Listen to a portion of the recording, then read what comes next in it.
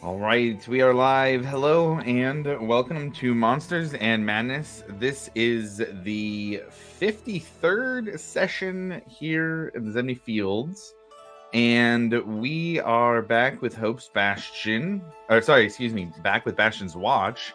On the way to a fight. I guess I'll get housekeeping done here real quick. We use music from a couple different places for our games. One of those places is filmmusic.io. There's information down in the panels for each of the songs that we use from film music. Check them out down there. We also use music from the official Critical Role soundtracks. The folks over at Critical Role allow streamers like us to use their music, and it's great, so we do. Check out the links down there to purchase the albums and get more information for yourself. However, now back here, I think I'm going to change the vibe a little bit for the recap, because this is a pretty cheery recap. But we're moving into some heavy stuff.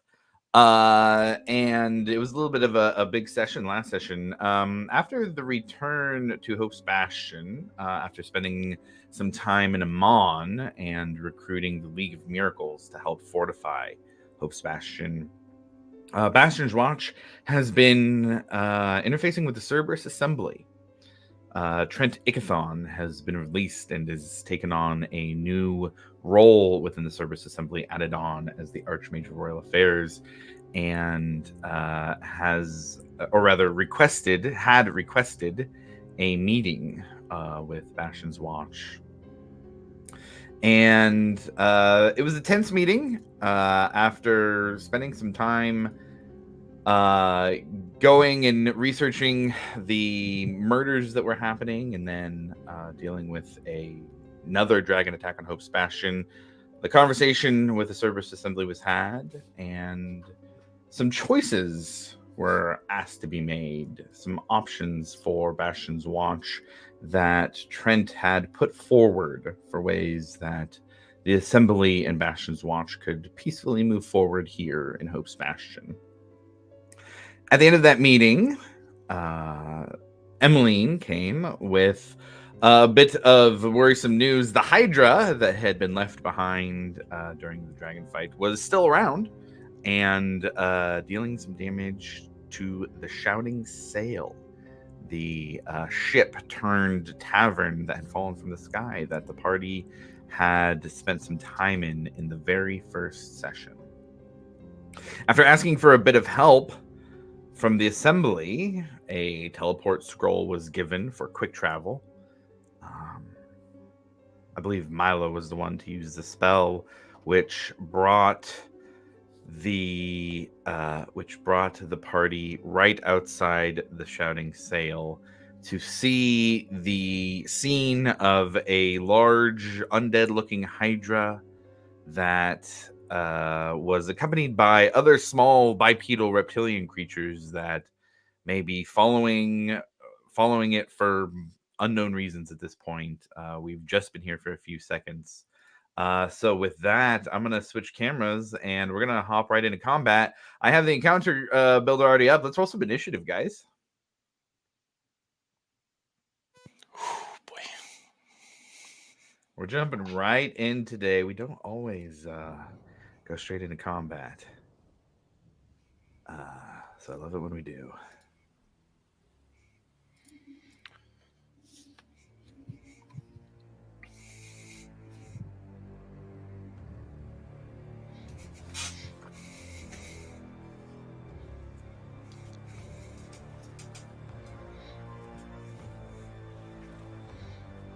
Dude, that thing is thick. Oh my god. And as the party apparates in, you feel the vibrations as it moves its feet on the ground. All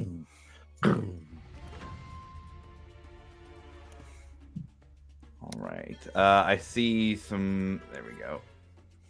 Got him back in there. All right. So I have 18 for Ekamos, 19 for Alivar, 10 for Milo. How about Breck? 19. Nice. Rufus? That's going to be a solid 14. 14. Squall? 6.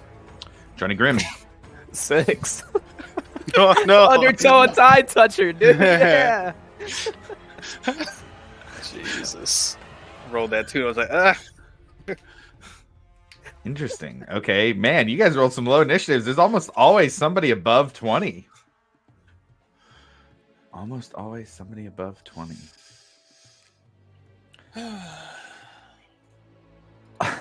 All right. So for the party here, we have Alvar and Breck and Ekamos as the top three. Not often that breakdown. So we're going to jump straight into things. As you guys look around, you can see rubble, pieces of the roof and walls strewn about over the landscape. You see at least a couple of dead bodies that are strewn about as well. And top of initiative, these odd bipedal reptiles are going to get to go first as they are at 21.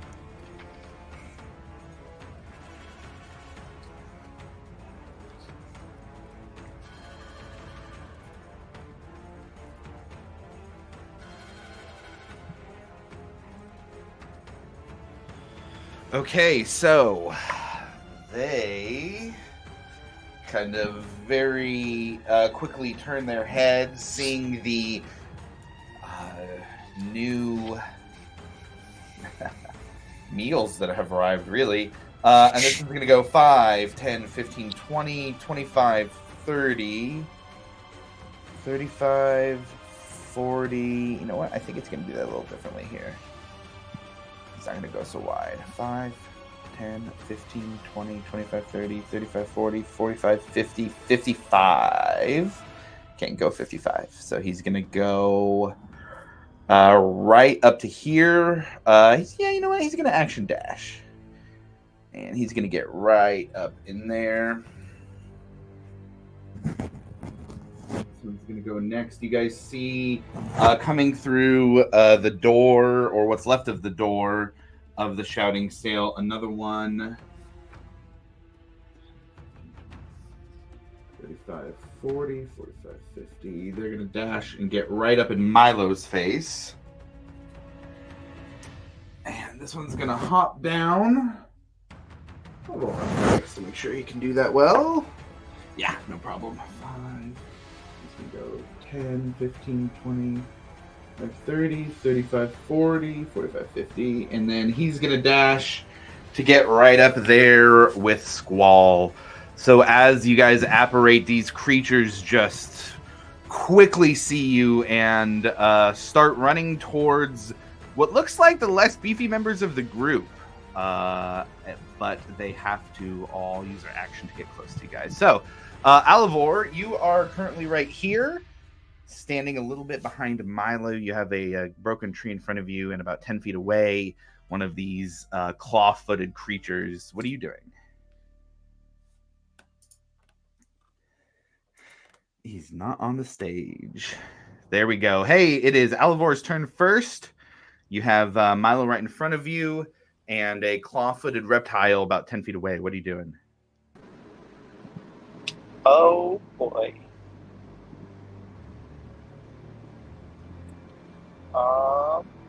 So the claw-footed reptile right in front of me? Yeah, you have one right there, and then about 15 feet to your right, you have another. Oh, good God.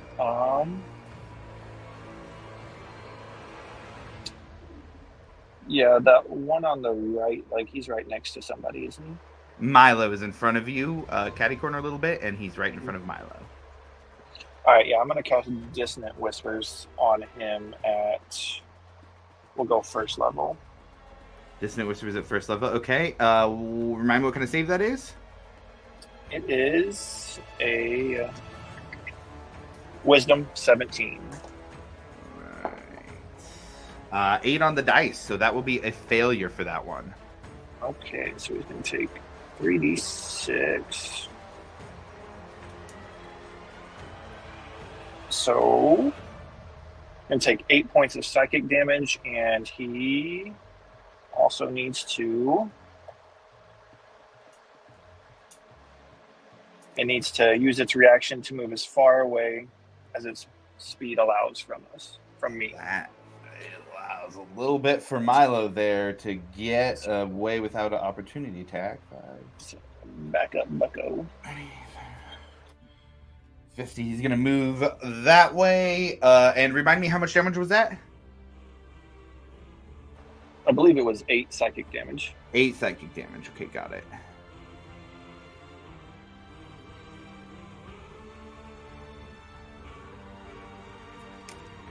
All right. It kind of shakes its head and screams out in pain and runs the other way. Anything else for your turn? Hide behind Breck. Hide behind Breck. So you can move up 5, 10. It's really tightly packed there, but you move in between Ekamos and Breck to hide behind him. Beautiful. The only cover that's here. All right. That'll take us to Breck. You have one of these guys 5 feet away that's right up trying to get close to Rufus. What are you doing, Breck?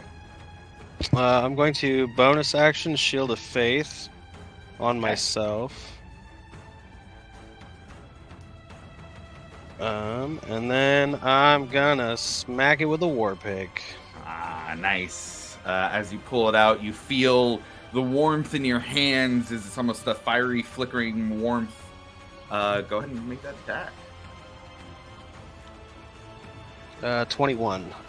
Yeah, that hits.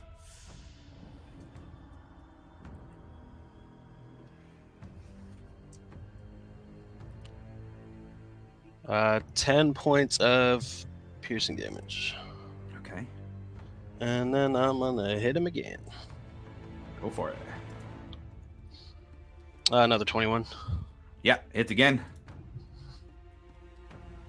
Oh, that one's only 7 points of piercing damage. Okay, another 7 as the pick lands in its side, and it kind of turns and bites at the pick as you pull it out. Yeah, it's pretty hurt from that. You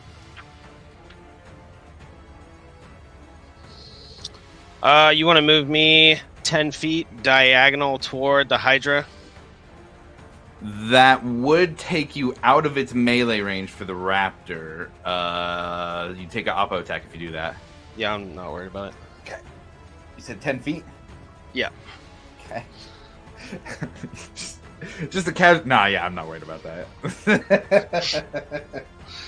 Okay, that is a 19 to hit on the opportunity attack with its claws. That does not hit. Okay, got it. And I think I have concentration up because of the Shield of Faith. Just got it. I will add a ring there for you. Is that there?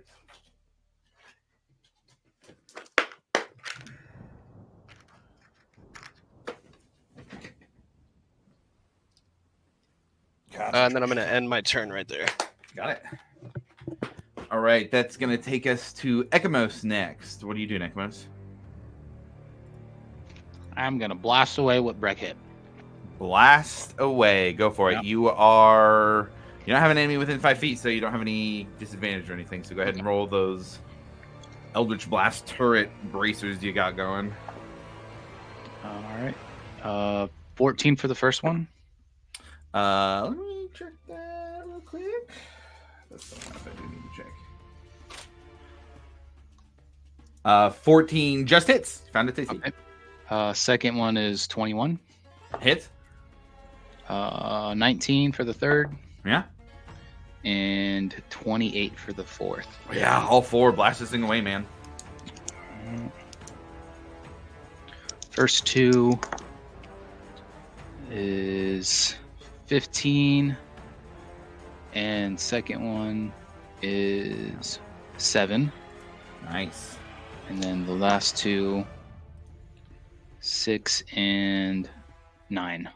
Yeah, man. Flavor that fatality. This thing was already taking some big hits from Breck, and that is enough to get it down. Wherever Breck hit, my Eldritch Blast kind of like flies in between Rufus and Alivor, kind of like in between them, and like hits exactly where Breck hit him, and it like finds an entry point, and just like blows up from inside. Yeah, Alivor and Rufus, you guys are covered in this like green blood. It is just disgusting as the first raptor falls.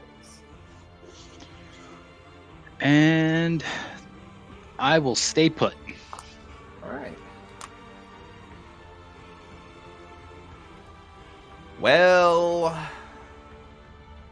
you guys were low on initiative, man. The Hydra's gonna go next.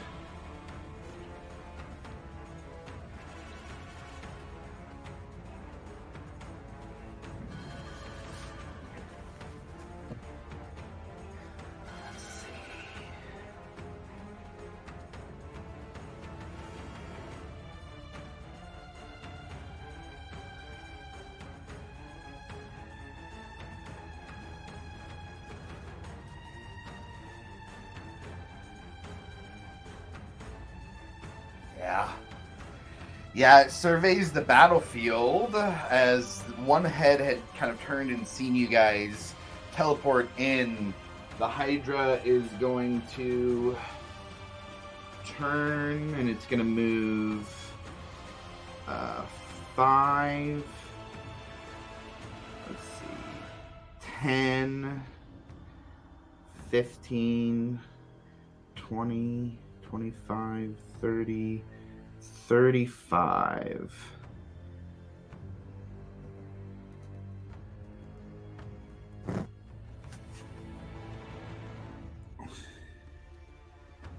Yeah. And as this Hydra moves forward, you guys can see it currently has 5 heads and moves over to where there are 5 of you, 1 for each of the heads. And as it gets close enough to each of you, each head is going to make an attack against each of you. Breck, let's go you first here.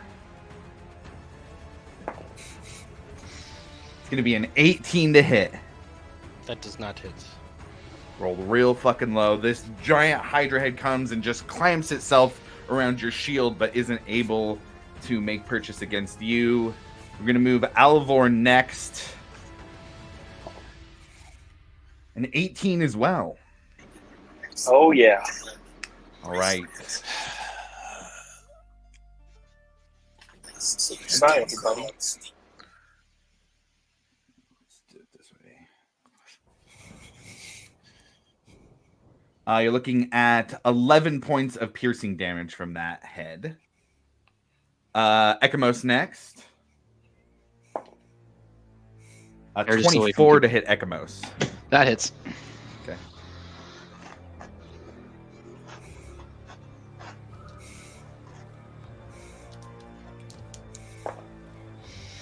Oof, looking at 26 points of piercing damage for you. Ooh. We got Rufus next. Rufus, that's a 19 against you. Yeah, that hits me. Okay. 17 points of piercing damage against you. Fuck.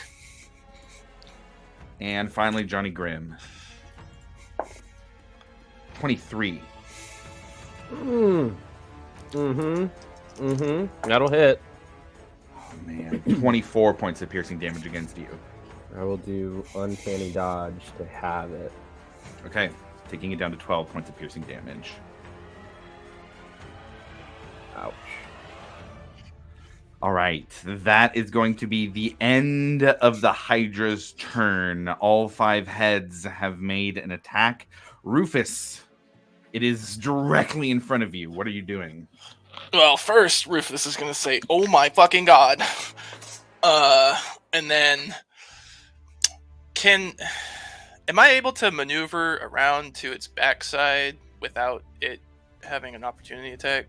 Yes. I will do that. So you could go 5, 10, 15, 20, 25, 30. You wouldn't even have to go 30. You could go 25 and be across from Breck for flanking, if that's what you're looking for. Yeah, that works. If you'd like to go all the way behind, you can do that as well. It's leaving the area of attack that would trigger opportunity. So if you're just moving around, there's no opportunity attacks. No, I'll stay right there. Okay. And then I will...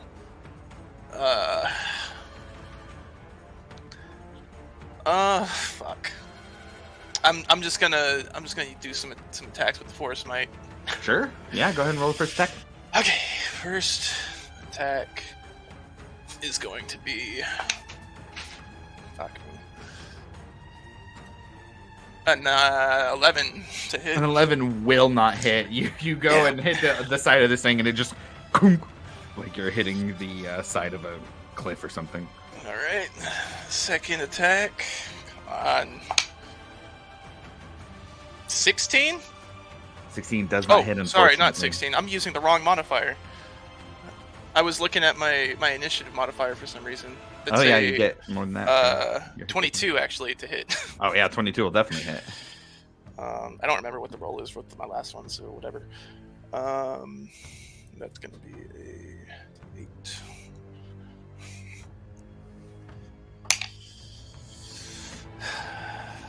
That's gonna be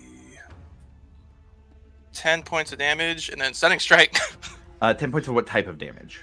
That is bludgeoning. Yes, it is bludgeoning. Okay, got it.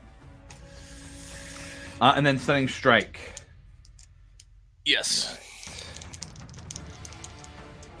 And that is con, right? Yeah, it is con, I believe, 15. Con 15, okay, got it.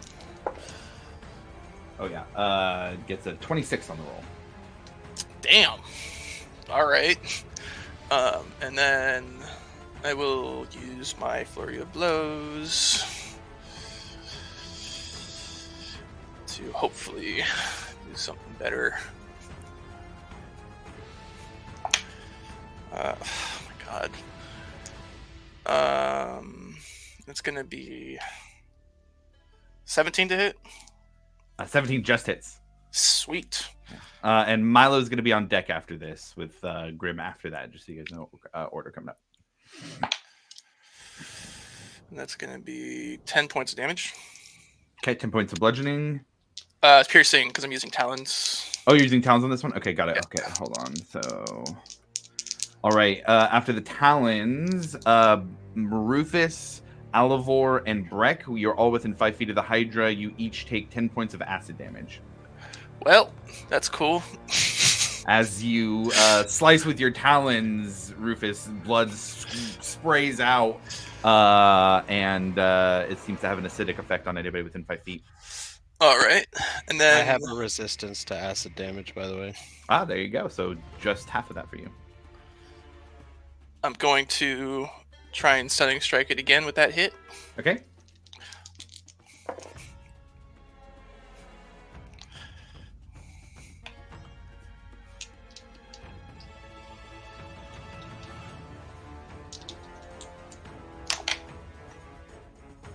It has super good constitution as well as advantage on the roll. Still fails, and so it will currently be stunned. We love that. And then my second hit is going to be a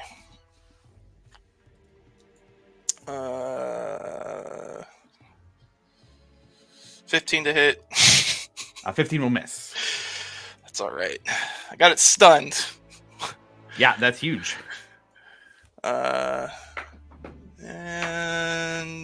that's gonna be my turn. Oh, that was stunned on it. Yeah, cool. Yeah, that's my turn. Okay, that takes us to Milo next. You had one of those clawfoot raptors right in front of you. Alivor's magic was able to send it away. You still got one next to Squall with a Hydra over there stunned. What are you gonna do? How tall approximately is the Hydra? Oh, great question. I'm just gonna measure it actually. 25 feet tall. 25 feet. You can tell that the heads probably extend beyond that with its reach. Okay, so I'm gonna go. Milo's gonna fly up about his full 30 feet, just straight up. Straight up into the air, got it. And then he is going to attempt to banish the Hydra. Okay. Please keep track of your 30 feet elevation. And banishes, remind me the saving throw? It is a 17 charisma. 17 charisma. You know, this could be a charismatic Hydra, you know? Gets hope along so. with all the other hydras really well. Did he wink at me as I flew away? Or... All right, charisma.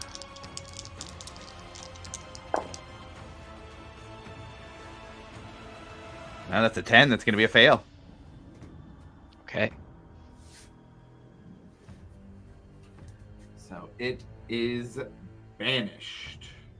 So here's what I'm going to do. I'm going to take a marker. And I'm going to mark the spot it was at. Because this is going to be big. And I have a feeling we got some shenanigans coming here. Oops. I chose the 1 dead marker in the bin. Okay, here we go. Banish has been clutch. MVP spell of the campaign, I think. Well, maybe not the campaign.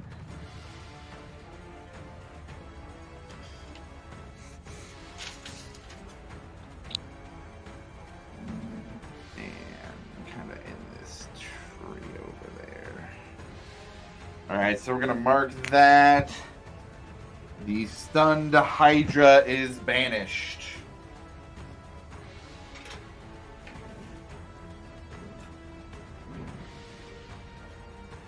All right, Milo, big move. Anything else for your turn? I believe Milo would then summon Zilcine with his bonus action right on top of Breck. Pretty much just buzzing around his shield. There's a little Silcine there. And then that does it for Milo. All right. That's going to take us to Johnny Grimm next. Taking a hit from the Hydra, but it is now gone. There's still a couple Clawfoot Raptors on the field. What are you doing? I guess I will attack the nearest raptor. Nearest one is Squall. It is within 5 feet of Squall, and it is 20, 25, 30, 35 feet away from you currently. I will move 35. I'll move 20 feet towards it. Okay. So 5. 20 feet towards it, you said? Yep, that's good. Cool. And then I'll just manifest my echo right behind him, because I can manifest my echo as a bonus action within 15 feet of me. Right behind him. And I'll attack him. All right, go ahead and roll that attack.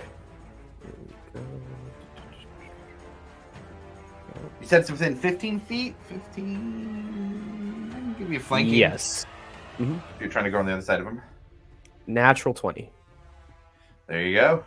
Okay, hold on. Hold up, wait a minute. So I have to roll another d20. If I land on another 20, I lop off a limb. So we're about to see. 1. So absolutely not. But you go for one of the little arms, but you're just surprised that they're small. So just kind of get a couple of the claws on the small arms a little shorter. Yeah. So it's still natural 20 for the attack. That was just to see if I lopped off a limb for the scimitar of sharpness thing. So it is. Let's see here. Okay.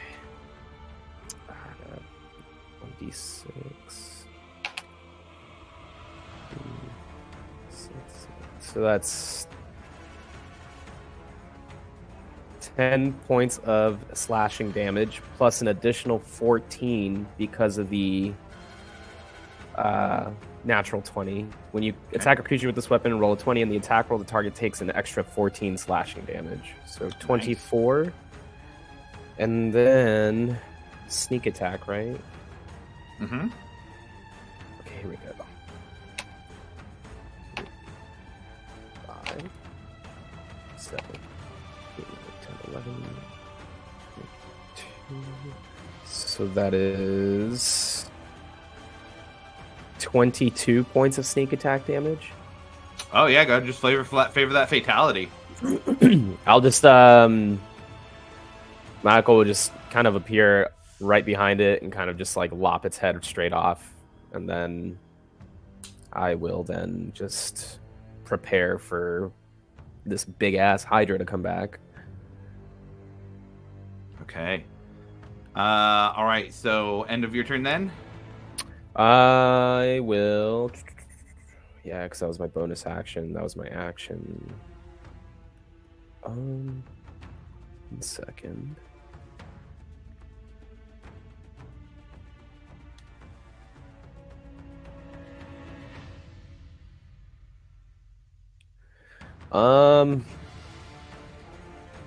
Can I move? I'll just use the rest of my movement to go more to the right of me. Okay. So I think I have like 10 feet left. Not for the echo, yeah. Just for me. Because I don't want to be there when he comes back. And then I will... I guess this will be up to you, Josh, because I also don't want to kind of cheese it. So I already used a bonus action to appear the echo. Mm-hmm. It says, on your turn, you can mentally command the echo to move up to 30 feet in any direction. No action required. Because I used a bonus action to have him appear, can I still move him? Or would you consider that like until the next turn he can move? What does it say about summoning the echo? Does it have a restriction about not you can being use able a to use bonus it? action to magically manifest an echo of yourself in an unoccupied space you can see within 15 feet of you. This echo is magical, translucent gray image of you that lasts until it's destroyed, until you dismiss it as a bonus action, or until you manifest another echo, or until you're incapacitated. And then for movement, it says, on your turn, you can mentally command the echo to move up to 30 feet in any direction. No action required. If your echo is ever more than 30 feet from you at the end of your turn, it is destroyed. Yeah, I think you're good. Yeah, I think you could move it. I don't see anything. You can... Yeah, does it cost any movement to just as a bonus action to summon it? So yeah, as far as I can tell, you can. Okay, I will just. The only rule I see is I just have to be within 15 feet of him. So I'll just move him 15 feet, where he's still 15 feet within me, towards where the hydra was. The hydra was. Okay, got it. So we go 5. That would be one more next to Breck would be within 15 of you. Okay. But it couldn't go any further than that. Perfect. So that'd be about 10 feet away from where the hydra was, but any further than he'd be more than 15. Yeah, that's fine. That works. Got it. That is my turn. All right. That is going to take us to Squall next, down at bottom of initiative there. Squall, what are you doing? I am going to... I'm going to move away from where the hydra is coming back. Okay. To my right. How far? I'll just go the full 30, honestly. And then I will use Guiding Bolt on that raptor. Sure. Yeah, go ahead and roll the attack.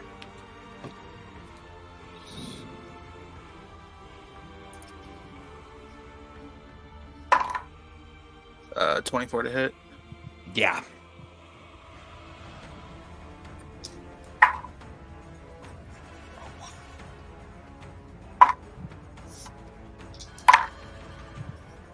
That is 16 damage.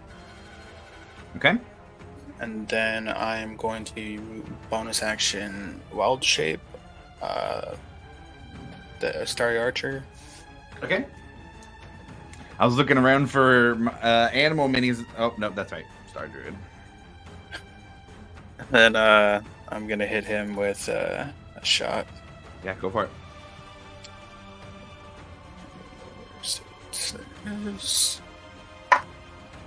27 to hit. Yeah.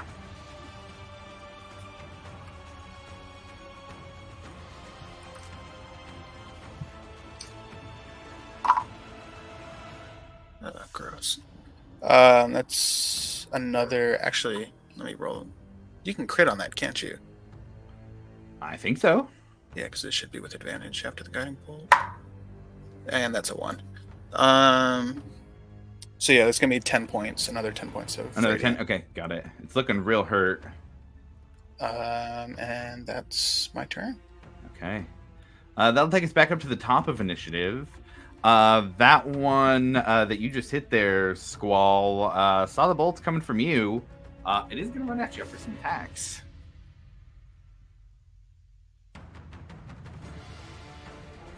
And it's going to run and try and pounce at you.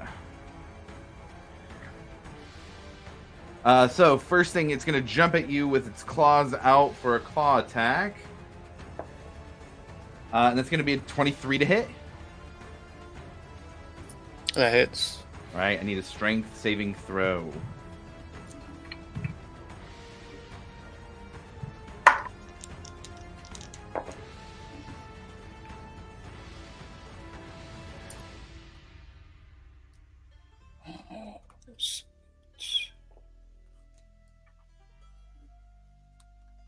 So I rolled an 18, but just to be safe, I'll use my Cosmic Omen. Okay. Which gave me an amazing 1 on top of that. All right, so a 19. That is enough to save. You are not knocked prone. It doesn't get the extra attack. You do, however, take 13 points of slashing damage from these large claws that are coming at you. Tries to go for your abdomen in particular. All right. Okay, so that's going to take us to Alavar next. There was a hydra in front of you. It's gone now. Breck isn't directly in front of you, but you do have Ekamos standing behind you. What are you doing, Alavar? Yeah, thank God that's not there anymore. So I'm going to... How far away is Squall and that raptor from me? Right now we got 50. 50. All right, use my full 30 to go towards those two. Okay. And let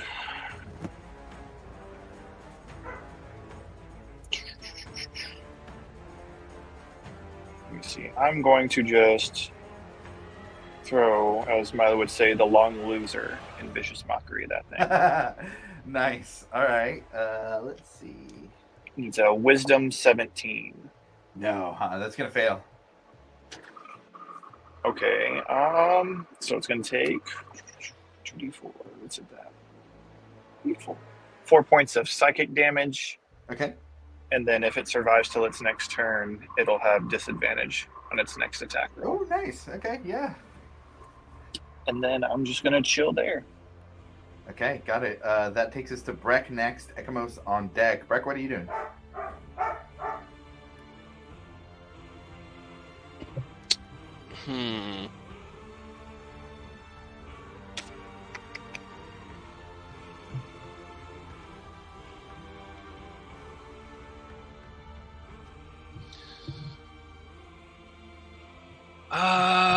Man, I am going to. Is there anybody within 5 feet of me? Probably not, huh? You want to move me next to Ekamos if I can get over there?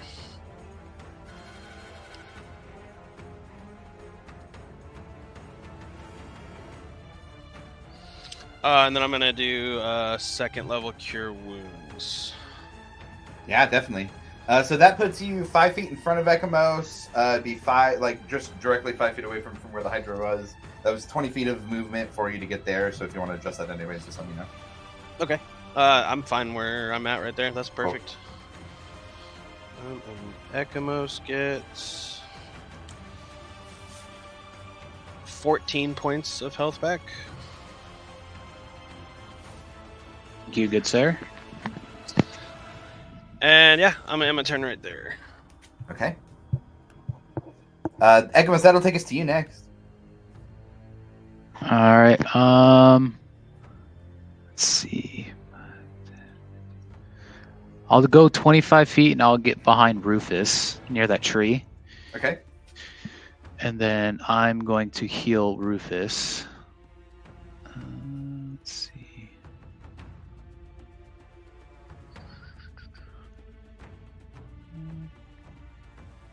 Let's find a good one here. I'm going to do a pretty jacked up, right, Rufus? A little bit, yeah. All right, I'm going to give him a good old pat on the back and cure wounds. What a guy. 4d8. That's 4. 12. 18. 21 points of cure wounds. Right as rain. Oh, I put that in wrong. And then I'm going to jump back 5 feet. Screen left. Yep, right there's fine. And I'll hang out with Rufus.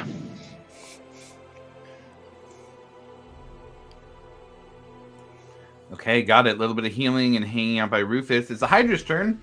You guys don't know what the Hydra does because it's somewhere in another plane. But it does it. Actually, let me check something. You can still do things while you're banished? Oh, yeah. I mean, you still exist while you're banished. He's in another world. He's still stunned while he's banished. Just for like my, you know, just if I were to get banished, I could heal myself while being banished.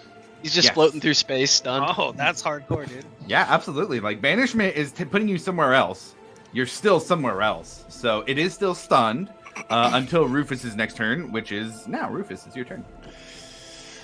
I'm going to stay right where I'm at, and I'm going to go into my hybrid form. Okay. And I am not going to do anything else. I'm going to stay right where I'm at. Okay, got it. Turning into the werebird. That takes us to the man with the plan. He doesn't have a concentration thing on him, but he should. Milo, what are you doing? I'm going to. Milo's gonna flick the wand of magic missiles at the remaining raptor. Oh, nice! Yeah, absolutely. Just for a single one. So that'll be 3 darts. Go ahead and roll the damage. It hits either way. So that's going to be 9 points of force damage. That's enough. Flavor it. That's one over how much I had left. You just see the 3 darts just plow into the side of its head and just knock it to the ground. Squall right in front of you here as the skull just crunches. And then I think Milo is going to fly up an additional, he's at 30 feet right now, so let's go up an additional 15 feet. So you're at 45. Yeah. Smart. Yes, 45. Smart move. All right, anything else? He is going to move Silcine out in front with Breck. Silcine's going to float like kind of up in the middle, almost like it wants to be the first thing that like that, like where it was. No, like kind of where Breck is. Oh, kind of over by Breck. Yeah, just right where Breck is. Well, what's her movement? 30 feet. 30, so she can go to the side. So she'll go over there. All right. Anything else? That's it for Milo. All right, Johnny Grimm, you're up. Nothing currently on the field. What are you doing? Oh boy, I am not sure.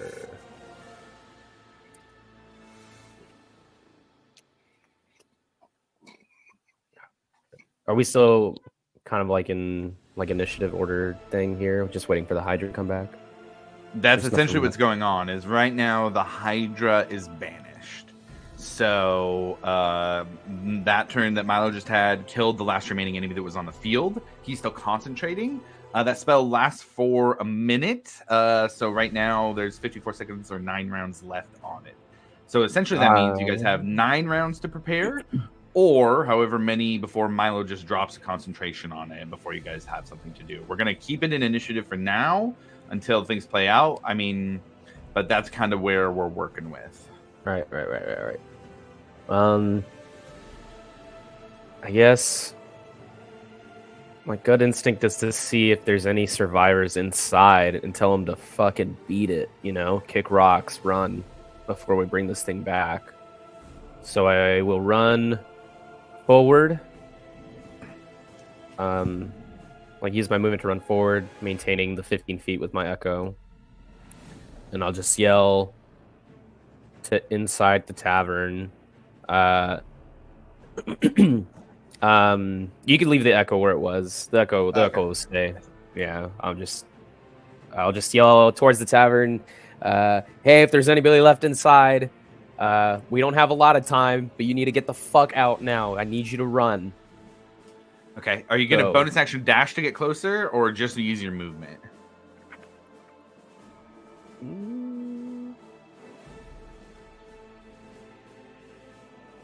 If I go yeah, it's fine. I could always reappear my echo. That's fine. Yeah, I'm going all the way. I'm using my full movement, action, everything. I'm going straight to the tavern. So echo. So you can go in. You would see. Looks like there's 2 people laying on the ground, at the very least unconscious. While you're over here, you see a small body up over here. You look just around the inside of the door, which you can get to easy, no problem. You see a critically injured Captain Gage. You wouldn't know that, actually. So I guess you would gave you information that Grim wouldn't have there, but you go and look and see an older, human-looking man, very tan skin, wearing what looks like, you'd recognize Captain garb at least. Wearing Captain garb, which is odd for a tavern. Okay. I will. I don't think I have anything left. So he's alive, right? He is alive, but just on the edge. I'll just yell to the party that we have a survivor. He's in bad shape, and I will prepare to drag him out of the tavern. And that's my turn. Got it. That takes us to Squall next. Squall, what are you doing? Let's see.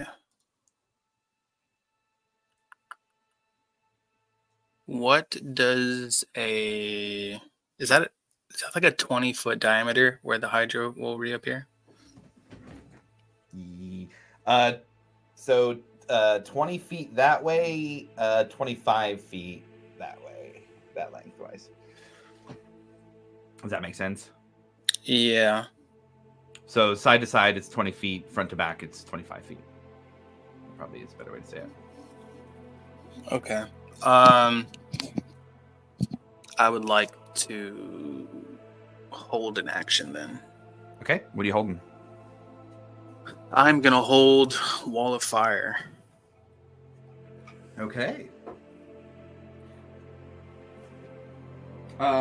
So just to remind about holding spells, you do have to cast the spell to hold it. Yes. And then it will use a reaction to unleash the spell. So make sure and mark the slot either way. But you can absolutely prepare Wall of Fire. And am I able to see this person he's talking about from where I'm standing?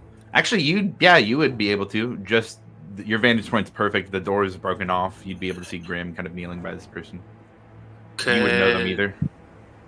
I get within 60 feet of them? Oh, for sure.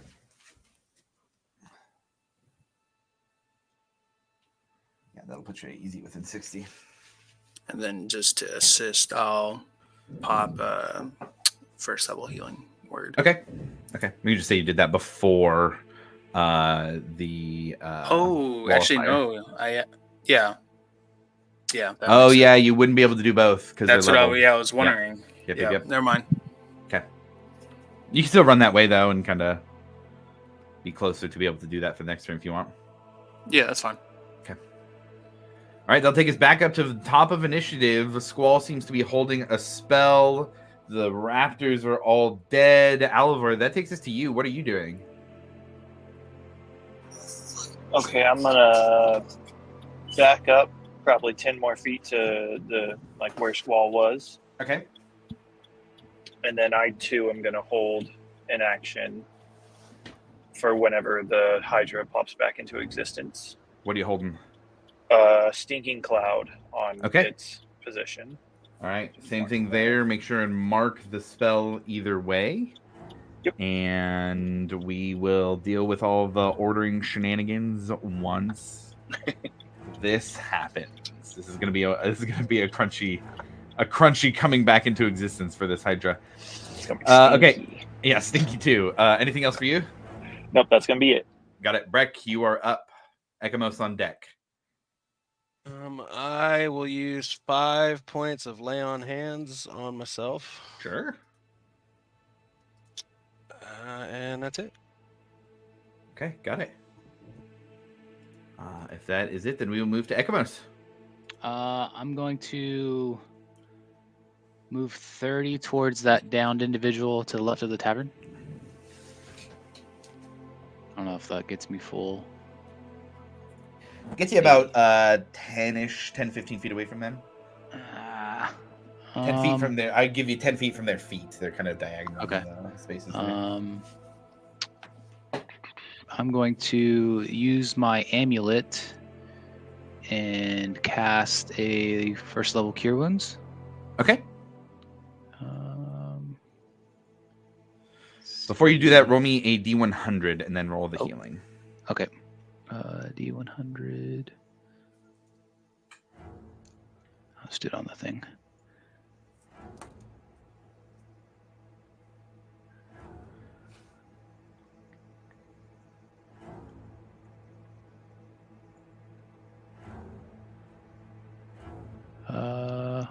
When did it pop up?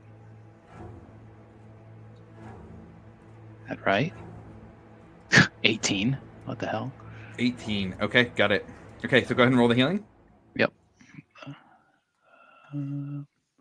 Or I guess I should say with an 18, you pop the Cure Wounds. They don't seem to be moving afterwards. Oh, sick. Yeah. Well, that would have been... They're dead. Okay. Sweet. I will then, just for flavor, kind of like grab my amulet and, please bless this soul type of thing. And then, a little bit of last strike. Yeah, and then I'll just turn and face where the Hydra will be. Okay, yeah, you do so. All right, Hydra's turn. Hydra does things. You guys don't know what it is. That takes us to Rufus next. Okay, I am going to fly. So I'm gonna go 10 feet towards Ekamos and then 40 feet up.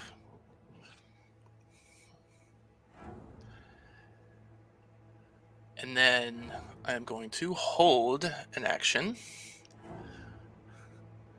Is going to be Moonbeam, and it is going to touch down on that corner that is right in front of me. Yes, right there. So we'll just put the Moonbeam there now to symbolize where it will end up. Yeah. Yeah. So same thing for you. You are casting it and holding it. We've got 3 people casting and holding spells. I'm not going to do the concentration rings for each because I don't think I have that many, but each of you are doing concentration right now. Yeah. And that's going to be it. Okay. Now, it's going to take us to Milo.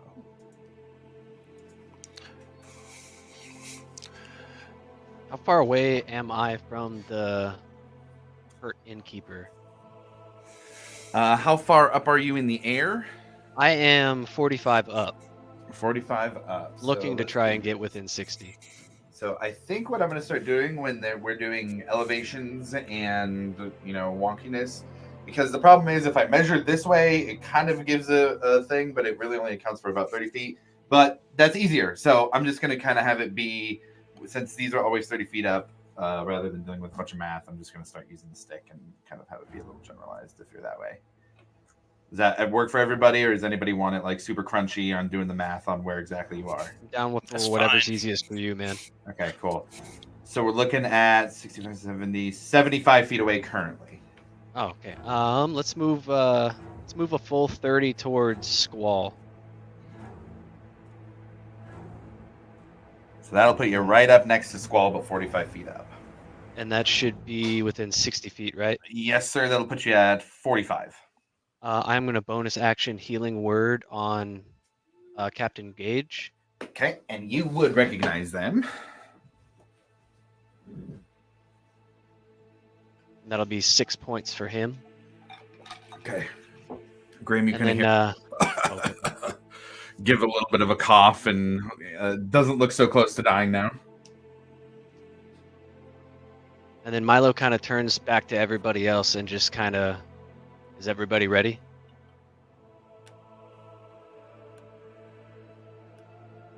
Sure am. Absolutely. And then Milo would kind of just close his eyes and bring it back in. Okie dokie. Here we go. So I looked up some rules interactions here before the game because I expected this particular line of how things were going to play out, knowing you guys and your lines of play. So what I found is when multiple people are holding reactions in this situation, including the enemies, that the best thing to use in how they play out is initiative order, because there's a particular line in the PHB that says that initiative determines how people act, not when they take their turn. So we're going to do that in initiative order for the holding of the spells. That's going to be pretty good for you guys, I think, in this case, because that leaves first Alivor with his Stinking Cloud. So Milo's going to drop. Hydra comes back, no longer stunned. Does that end my turn? No, sir. It does not. Okay. It does not. That is all happening in the middle of your turn. Okay, cool. So that's what I'm saying. We're gonna get real crunchy here with this one. So the held action for Alivor is gonna go off first. Give me that Stinking Cloud details here. All right, it's just I create a 20-foot radius yellow sphere on a point within range, so I put it right on top of him. And each creature that is completely within the cloud at the start of its turn must make a con saving throw against the poison. At the start of its turn? Yep. Okay. And if it fails, it spends its action that turn retching and reeling. Okay, and you're centering it on the Hydra? Yes. Okay, so I'm going to do this real quick. Yeah, it's a 20-foot sphere. 20-foot radius sphere? Let me see. Yes. Okay. So I'm going to do this a little. I want to put this down, but not want to fuck everything up.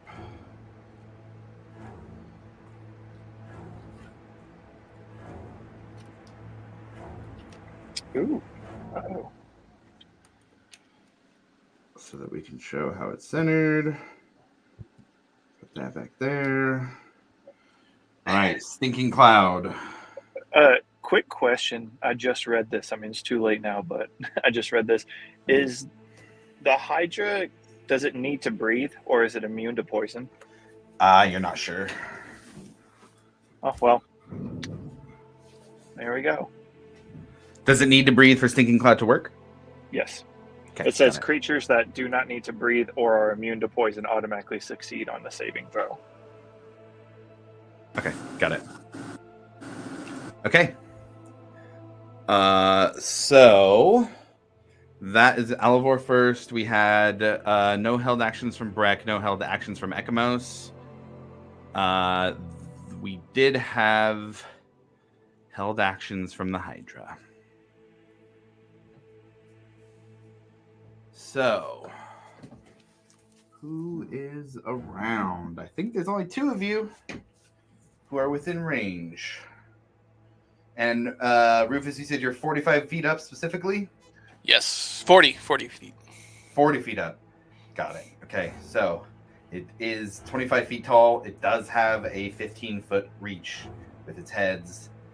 It's going to put you exactly where it needs to have you within range. That's tough.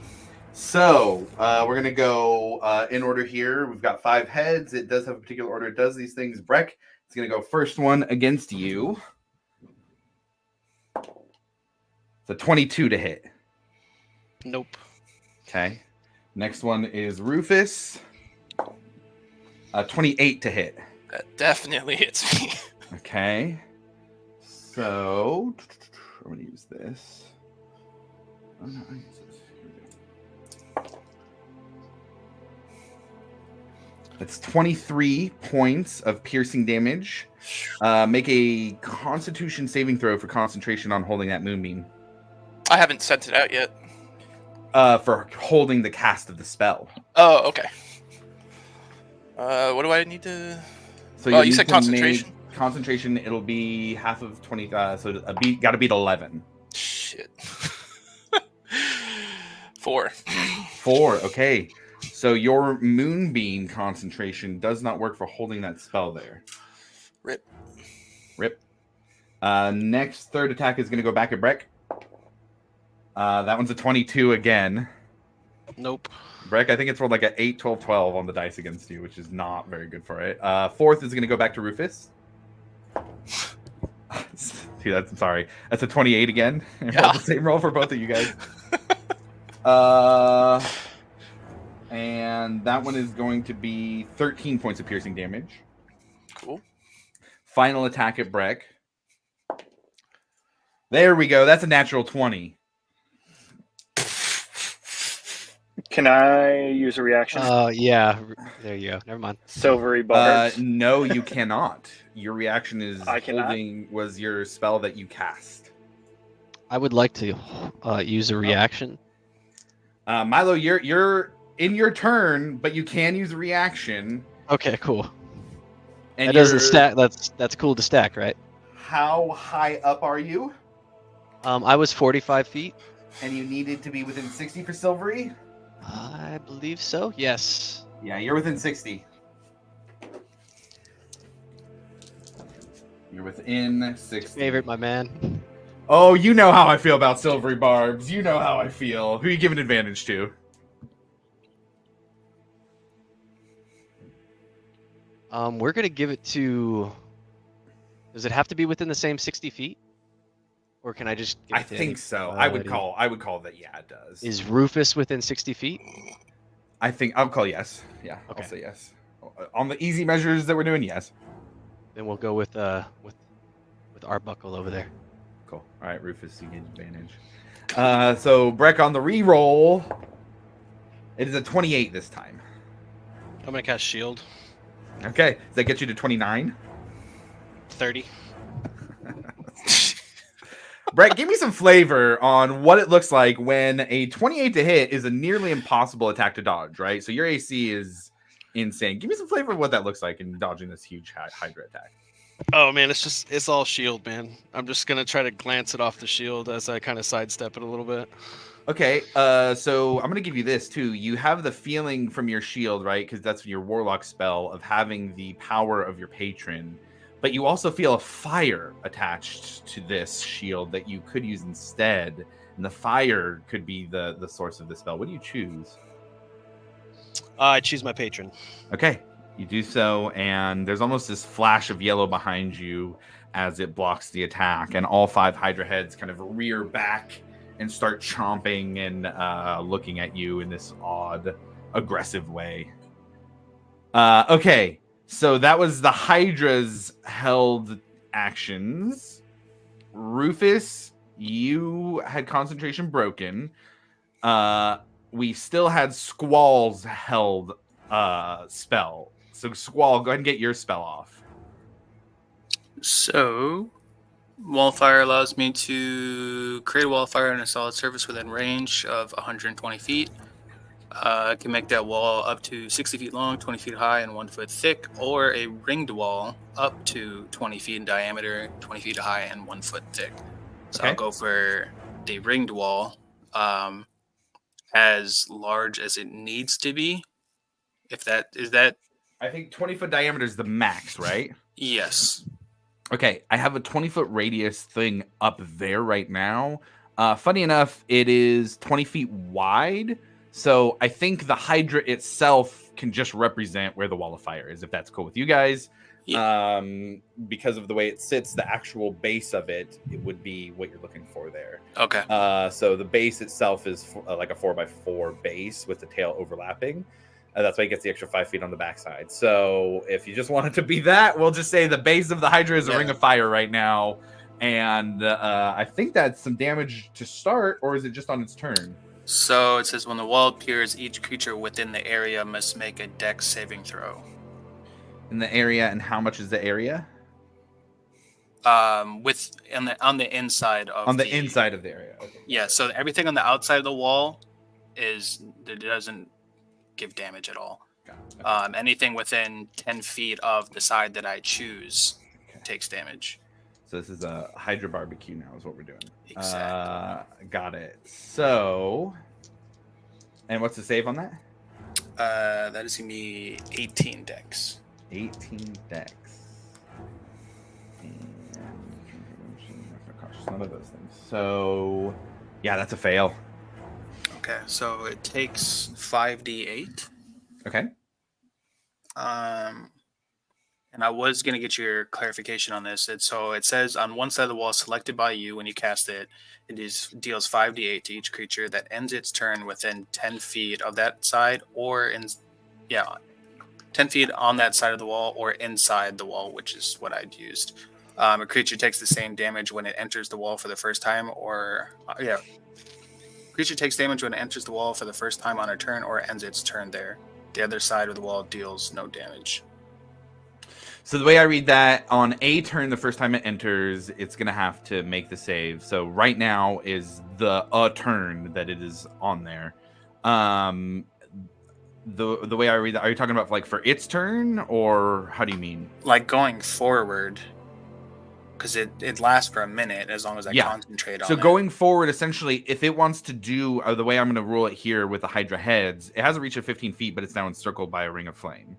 So that's bigger than it. So it's going to have to move through that on its turn, either way, to do anything, to attack, to do anything at all. And I would say that it's going to have to make the save either way next turn. The way the size of this thing is it's going to be either way, and it'll have to move in order to do anything. So it's going to do damage when I cast and on the beginning of its next turn. Yes. Well, it would be the end of its next turn, if based on the wording of it, but the first time it moves into the wall on a turn, so when it decides to do anything, it's not. I guess what I'm saying is I'm kind of telling you a little bit what it's going to do.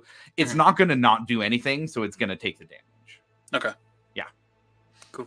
But otherwise, it'd be end of turn.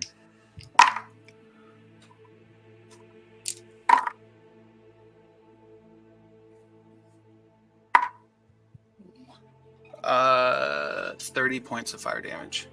30 specifically. Okay, got it. That is pretty good.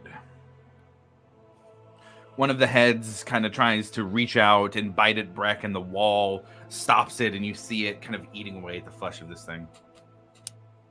Perfect. And that was a held action, so that's all I can do right now. Okay, so Milo, it's still your turn through all of this. These are all things happening on your turn. You've used, I think, a bonus action and a reaction so far. Is that correct?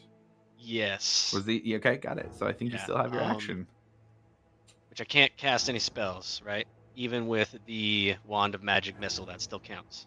It's still a leveled spell, right? Yes, so it'd have to be a bonus action, it'd have to be a cantrip. That you can't do a cantrip. Oh, that's right. Yeah, cantrips. I am going to. So let's move Milo. He flies about midway between Squall's position and Rufus's, at the same height he is at. Okay. That's about midway there. And then. And you're 50 feet up? I am 45 feet up. 45 feet up. Got it. Important questions in this particular combat. Yeah. Makes me wonder why you specifically said 50 there. After seeing Alivor do the long loser, I think Milo's going to follow suit. Okay. And that's a wisdom of 17.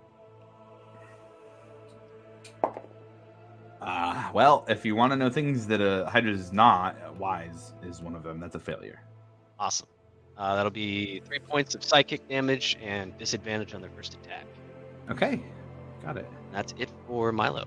Okay, seems that the Hydra still has all 5 of its heads currently. It's Johnny Grimm's turn. You have a now slightly more awake pirate, not pirate, I shouldn't say pirate, sorry. captain-looking person laying down in front of you here. We could give a little flavor and kind of looks up at you and says, "Who the fuck are you?" Who the fuck are you? Shut up. Shh. Don't say anything. It's back. Shh. Shh. Shh. Shh. Shh. Shh. Shh. Go hide in a corner. I'll be right back. I will. Oh, God, I'll go outside. And I'll move towards the hydra. Full movement? 30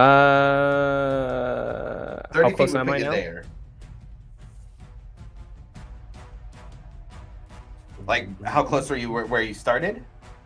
More so once you ended it. How close am I once I use my movement?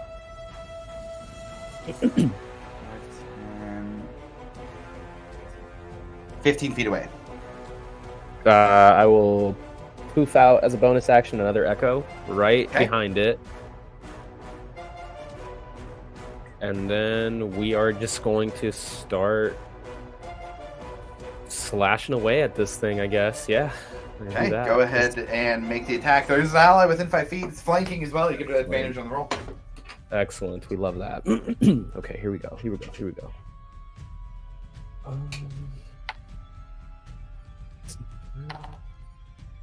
Wow, that was a natural 19 and a 1. So we're going to do 19. So 19 plus 8 to hit. 27 will hit for sure. Okay, cool. Okay, so first hit here. So that's 9 points of slashing damage for the first hit. Okay. And then we have the sneak attack coming up.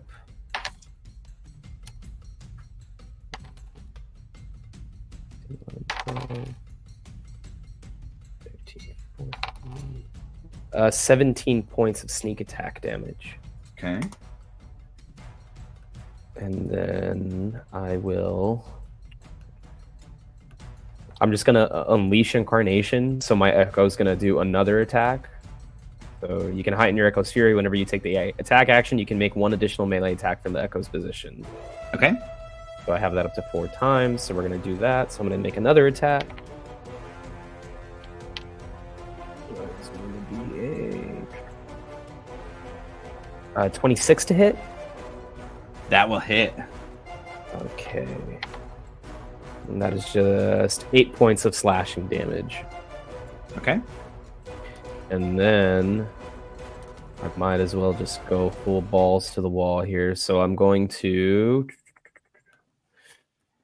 take another sets of attacks. So I'm just going to action surge. Okay. And I'm going to swing again. It's a 24 to hit. Yeah, that still hits. Okay, cool. 5 points of slashing damage on that one. Okay.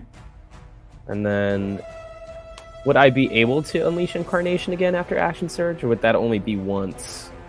I think because you're action surging, yes. You couldn't like stack it on one attack action, but if you're action surging, you're taking another attack action. You'd have to burn it, but as long as you're burning it, I'd give it, yeah. Perfect. All right, we'll hit again. So unleash Incarnation. That is a 1,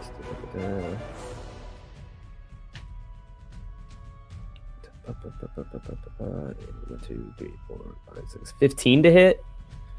15 misses. I'll use luck then. I'll see if I can hit it. Here we go. 14 plus 8 to hit. A 22 will hit. Awesome. Here we go. Whoa, shit. 8 points of slashing damage. Okay. And I believe that's all I got. That's my turn. Okay, luck points are after you roll the die, but before the outcome is determined. So make sure. Okay, so then the last one misses. Either way, we can still add in the 8 points of damage. Just make sure and remember that for next time. That will be a total of 47 points there. And as one of the Hydra heads kind of moves back towards that area, seeing Grim get close, the Echo pops out and jumps up. There was enough damage this turn that the Echo, as the Hydra head is moving towards it, is actually completely cut off. And there are now 4 Hydra heads instead of 5. Thank God. I hate this thing. Anything else for you, Grim? Nope, that's my turn. All right, Squall, back to you. I'm just going to use another first level Guiding Bolt and Starry Archer combo. Go ahead and roll the attack. Oof. Yeah, Guiding Bolt was a 13 to hit. No, that's going to miss, unfortunately. Then I will do the Starry Archer.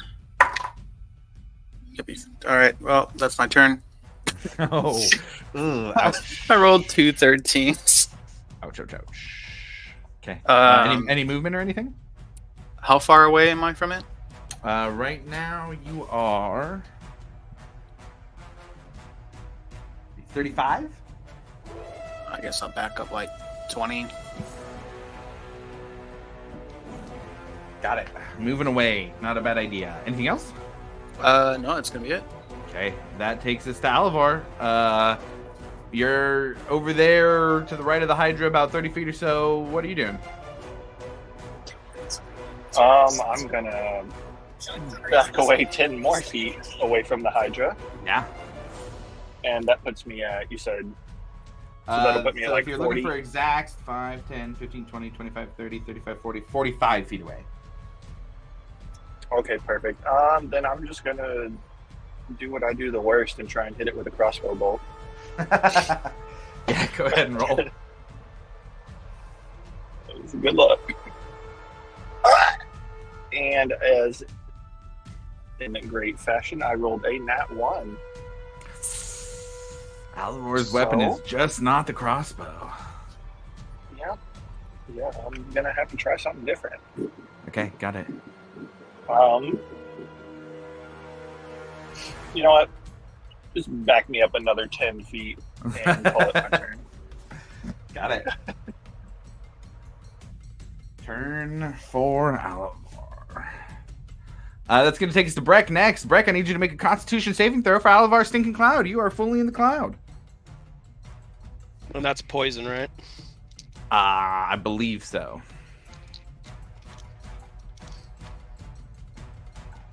Natural 20 plus 6, 26. I'll say if he has resistance to poison, it doesn't affect him. Oh, I do have resistance to poison. And advantage on poison. Well, there you go. So I can just hang out in this nasty little stinking cloud, huh? Sounds like it. Alright, well, I'm gonna hit this fucker with the war pick. And it is, if you're immune to poison, you automatically succeed. So you still have to make the roll, but you get to make it with your bonuses. Oh, does the 26 make the roll? Yeah, oh yeah. Yeah, you're good. And then I get advantage because of the echo? Yeah, flanking with the echo, yeah. Oh, fuck. Does a 16 hit? No, it just misses, unfortunately. Yeah, a 1 and a 6. That's fucking sweet. Alright, well, I'm gonna swing again. Okay. Yep, 2 6s. So 16. Ouch. Rough round for you guys. Yeah, no, that's not gonna hit, unfortunately. Well,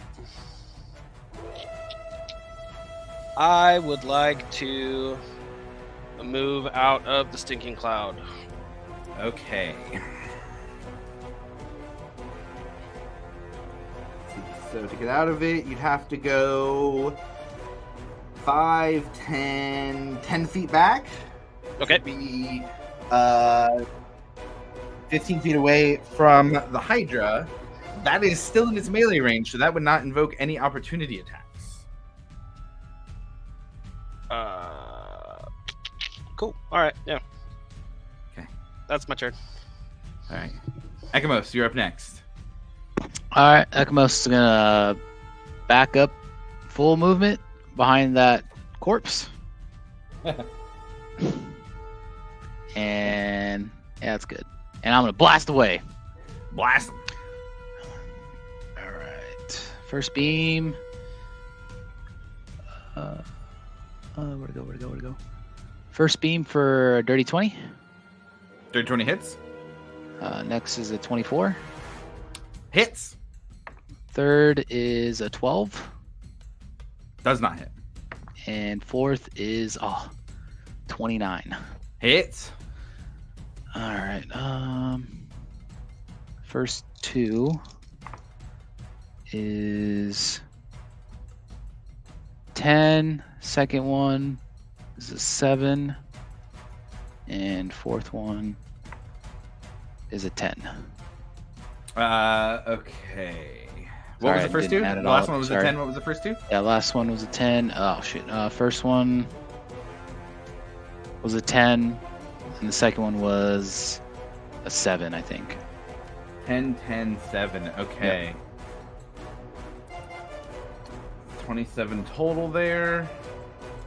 Yeah, those go and hit, and they hit some of the protruding spines in the back and start cracking them off. You see two of the foreheads kind of writhing in pain, letting out these ungodly screeches of the hydra. It's looking pretty great. And I will hang out right there in that corner. Okay. All right. It's gonna be the hydra's turn next. And it's in the fire. It's pretty hurt. It's gonna survey the situation here. Rufus, how high up are you? 40 feet. And Milo, how high up are you? 45 feet. 45 feet. Okay. It is concerned about staying alive because it is very hurt. So it's going to try and start making moves to get out of here. So, turn around, still in the space it was in. And what way is it going to start to move? It's going to start to move diagonal out of here. And it didn't have to make any saves for the stinking cloud it's standing in? Oh, yes, it does have the stinking cloud saves. Thank you. For poison. Remind me of the DC, Oliver? Doesn't look like he's here anymore. Oh, boy. Let me see if I can bring him back in. That's why I thought I'd say something. Thank you very much. He's not here at all. I don't see him logged in at all. Let me bring up the sheet real quick.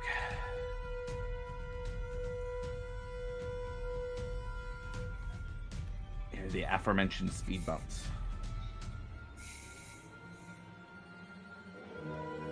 All right, his spell save DC is 17. Stinking Cloud is, I believe, Constitution. Yeah, Constitution save. Okay. And unconscious.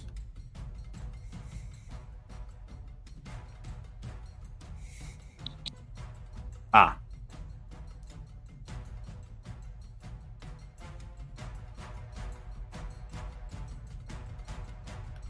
All right, it's gonna. Oh, there he is. Okay, gonna make the save here for this one.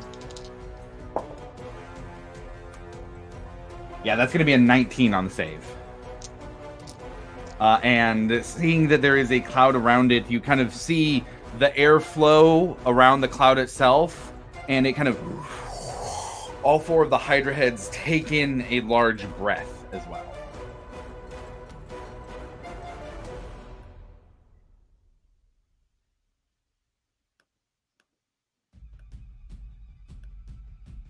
All right, so it's gonna try and move away here, and it wants to make some attacks on the way out while it's doing so. So let's get it going. 5, 10 feet away would put it out of range of the echo if you can make opportunity attacks through the echo grim. I think I can. Let me see. I know it said somewhere. When a creature you see within 5 feet of your echo moves at least 5 feet away from it, you can use your reaction to make an opportunity attack as if you were in the echo space. Cool. So I said 10. It'd actually be about 15 for moving 5 feet away from you with the way everything is playing out here. But you can make an opportunity attack if you'd like. You are the only one. the only one currently that is moving out of space. Rufus too, but it's going to try and make some attacks at Rufus. Okay, that is a 18 to hit. 18 just hits, yeah. Okay, here we go. 9 points of slashing damage. You know what I forgot too on your last attacks? I think we should actually probably resolve that. Uh-oh. Yeah, so real quick, what were your attacks before? They were slashing, right? Yeah. Okay. So how much hit points does your Echo have? It has 1 hit point. So here's the thing. Oh man. Okay. So a little bit of rules wonkiness here. But the Echo would have died after your first attack last time because dealing slashing damage sends out damage that way. So that was a big attack. That was a big turn because the head came off. I missed it, so we're not going to go back and redo everything. Still going to have 4 heads. Still going to have the damage that you dealt, but I'm going to take away the Echo and this opportunity. Okay. Unless anybody has any serious issues with that, I think that'd be the best way to move forward with this right now. Unfortunately, Rufus, it is moving away from the group, and it is wanting to make some attacks on the way out. First attack against you is going to be a 22 to hit. Yeah, that hits me. Okay. It's going to be 11 points of piercing on the first one. Okay. Fuck. Second one's going to be an 18 to hit. That doesn't hit me. Yes. Okay. Oh, it doesn't hit you. Why am I rolling damage? My brain's moving forward. Third hit. There's only 4 now available because of that extra head. That one is going to be a 17 to hit. Does not hit. Okay, so fourth one. Fourth and final. That one's going to be a 28 to hit. Fuck. Yeah, that hits me. Low damage, low damage, low damage. It's going to be 23 points. Yeah, I'm out. I am unconscious. As you fall to the ground, you are going to take...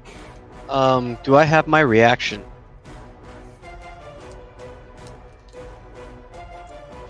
You do not. You gain your reaction back at the start of your next turn, and you used yours in the middle of your turn, so I do not think you would. Is there something I can use inspiration for with this? And then we'll save because you're unconscious. You're going to take... That's a hell of a lot of damage, but I don't think it's going to matter because it's not enough to kill you anyways. But it's going to be 23 points of bludgeoning as you fall. That'll just be a death save. Okay. And then this guy's going to use the rest of his movement. 35. And try and move out of here and run away. Rufus, you're up next. Shit. You know, the Hydra's running away, but you're on 1 death save already. Don't roll a 1. It has to take damage first. Oh, thank you. Yes. For moving out of the wall of fire. Yep. That could change things here. So let's roll that. Is that even a save if it goes right through the fire? No, yeah, you're right. It just has to take the damage to move through. So go ahead and roll 5d8. It's fire too. That's real important.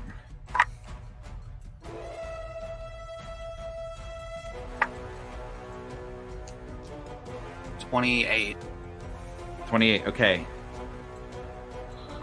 Lots of fire damage. Okay, it's looking real fucked up. It is still up.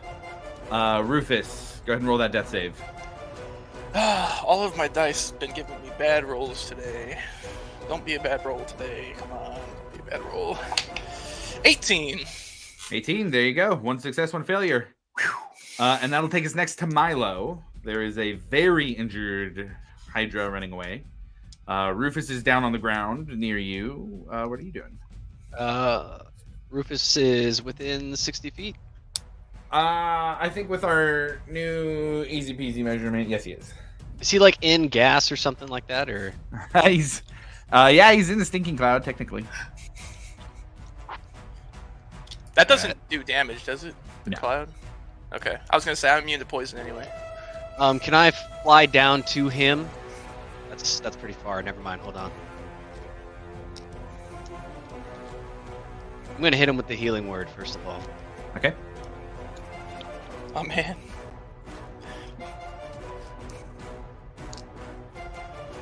It's gonna be 8 points of healing for you, sir. Thank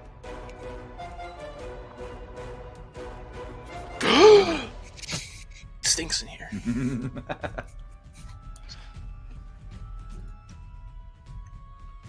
Heard you defecate yourself sometimes when you die. So I'm a bird, so I do both. I am going to move 30 feet towards the hydra, and then I am going to move Silcine 30 feet towards the hydra. Put you just on the other side above Rufus.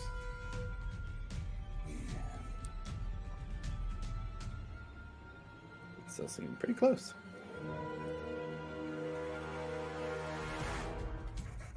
I think actually I'm just going to use my action to dash and move towards the hydra some more. Sure. And that should be the end of my turn. When it takes that fire damage, does it like give the appearance that it's like really working?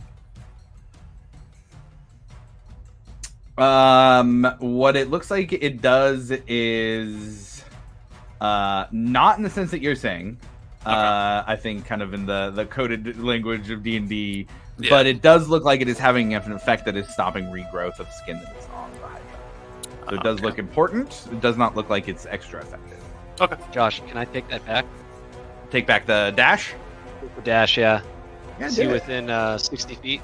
Yeah. Let's do the long loser then for 7. Long loser, okay. Yeah. Yeah. Not very wise. It is a natural 20 on the die. Ooh. For 18 total with their wisdom. No, still, sorry, dirty 20. 30 and yeah, still beats it, sure. Yeah. I was gonna say, imagine that mockery kills it. Yeah. It's like, I told the joke so good, the hydra died. You okay, got it. Anything else for you then? No, that's it. Okay. All right, that'll take us then to Johnny Grimm. Squall on deck. Okay, I guess I will beeline it towards the hydra. Just with my movement. Okay. They kind of over by Rufus, who's hurt but on the ground breathing. I will. How far is he away from me? The hydra? The hydra? Yeah. 15 feet away. Oh. Interesting. But if I slash hit him, then fuck it. No.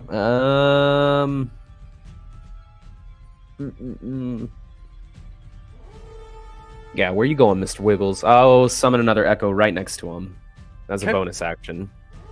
And then that echo will take a swing. He's going to go down after he takes a swing, but at least it'll be a hit. Yeah. Go ahead and make that attack roll. If he misses, then he gets another attack. Yeah, it'll be good. It'll be good. 16 plus 8. Yeah, that'll hit. Perfect. So then, that is 10 points of slashing damage, and I believe the echo goes. Yep. Still up. Damn. That's my turn. How much hit points does Silcine have? Oh, that's right. Silcine isn't a thing. Silcine would take 2d8 acid damage, but Silcine can't take damage. Okay. Squall, that takes us to you then, if that's turn. Question about concentration. Does it take anything to drop it? I don't believe so. No, you can just drop it. All right, I will drop the concentration on the wall of fire. I will move max speed, 30 feet towards the hydra, and reapply. Damn.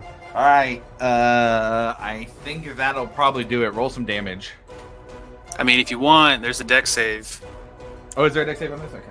Yeah, the first one. Dex 18. I think it'll still take half damage though. That might still do it. Dex is 18 on the die. Just straight 18. No modifiers for him. So 18. Okay, so yeah, he makes it, so then it'll be half damage.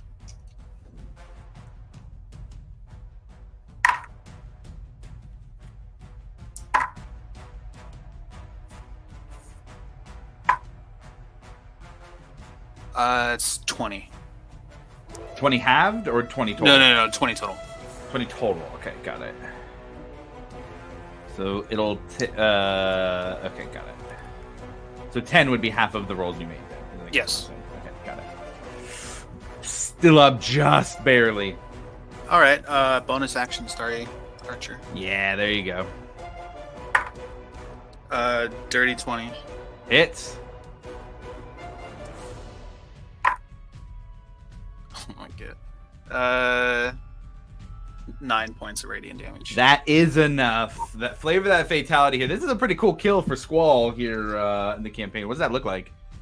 I think, he's just being roasted by flames, and then the starry archer bolt is going to go shoot through the flames and go through the chest cavity and just kind of explode there.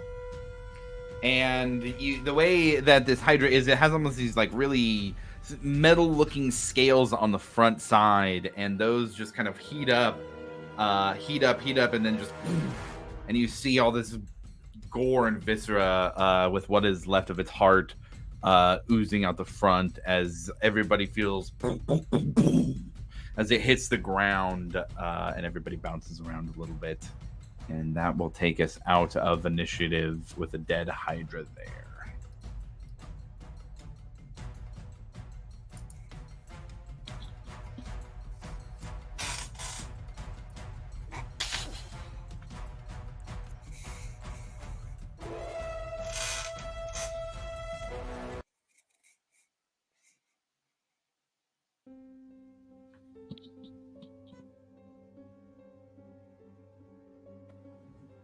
Pretty good job, guys.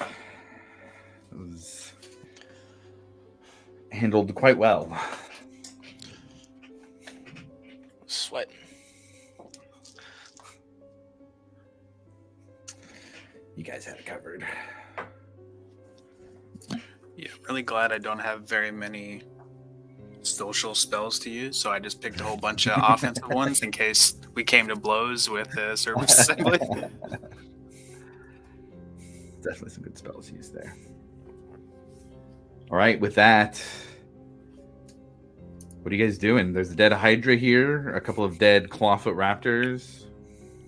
I'll say for Squall, these are the ones that you guys were fighting against were a different version than the standard stat block, but clawfoot raptor I think is within your CR for wild shape. So if you want to add that to animals that you can wild shape to, you can add that in there.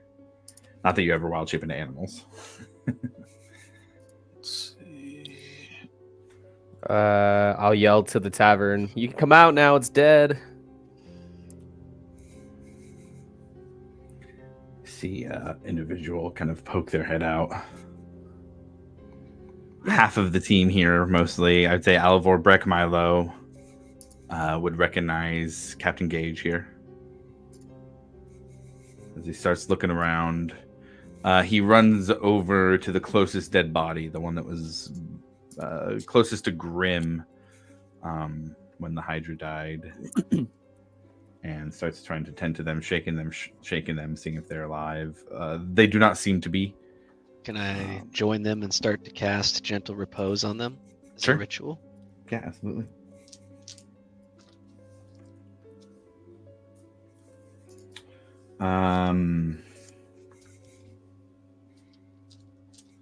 And how long does the ritual take? Remind me for a Gentle Repose. I believe it takes 11 minutes. Okay, got it. Milo, roll me a medicine check.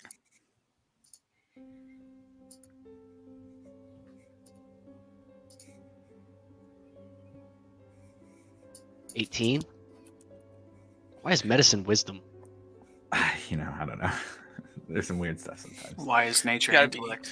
Yeah, I don't get that at all, man. Just swap them. Just swap them. Yeah, exactly. Just swap them. Milo, I would say here for this, with the amount of blood that's underneath this individual in that medicine check, you can tell they've probably been dead for longer than a minute. He just puts his hand on the innkeeper and kind of stands up and backs off.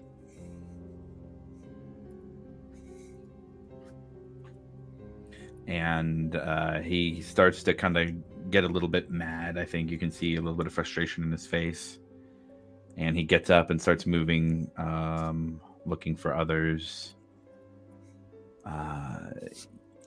There's one that was by Ekamos. We already determined they were dead as well. He goes, starts looking up. There was a body on the roof. And what's everybody doing here while he's doing that? There's a few moments that people can do other stuff if they'd like as well. Rufus is just laying down right now and reflecting. Breck is lopping off hydra heads. Okay. Yeah, I'll assist with that and see what we can get from him.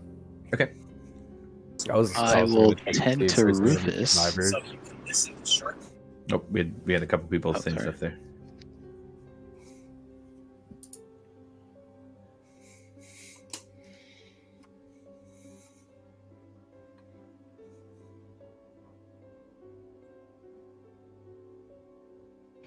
Yeah, so with my silvered battle axe, just fucking hacking away at it, Yeah, absolutely. You're adept with it enough. I'll say the acid blood doesn't mess with you guys here. Let's see. Go ahead and roll a dexterity check for this harvesting.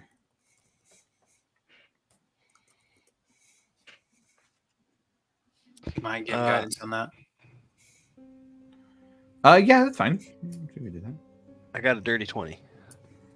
Dirty 20. I would say.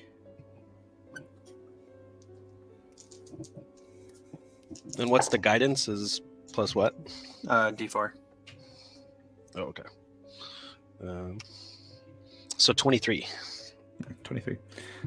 You're able to collect quite a few. 28 hydra teeth. Those could be potent arrowheads.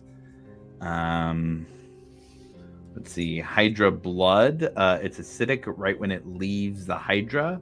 But afterwards, there's some regenerative abilities in it. You're able to gain 6 vials of hydra blood. And we'll also throw on some hydra scales as well. This one in particular had very tough, like breastplate-like plates on itself that almost seem to be metal. They're not. They're almost like chitinous with a sheen like it is metal. But it's very, very nice. You could make an armor out of this. I would say a high-level craftsman, expert level at least, would have to be the one to do it. But you could make some armor out of this.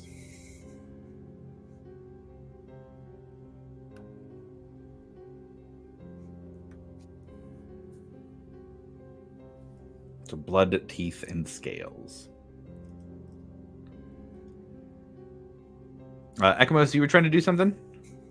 Yeah, I was just gonna walk over to Rufus and cast. I'm gonna use my amulet and cast Life Transcendence. I think that's 3 charges. And 25 points of healing, and I'll take 25. What a guy. Thanks, man. Yeah, man, no problem.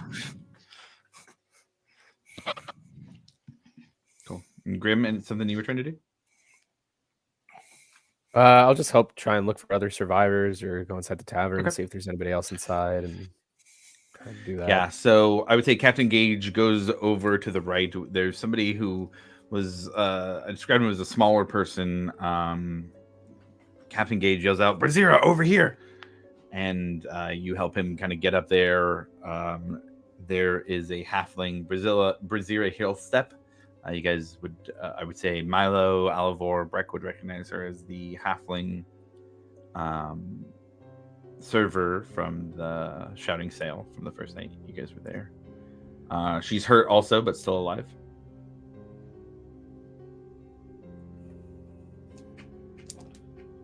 Captain Gage would start trying to stabilize her. Yeah, I would just healing word. Okay. He'd give a thoughtful or like an appreciative look over. Thank you. He was doing bad. His first roll was a 5.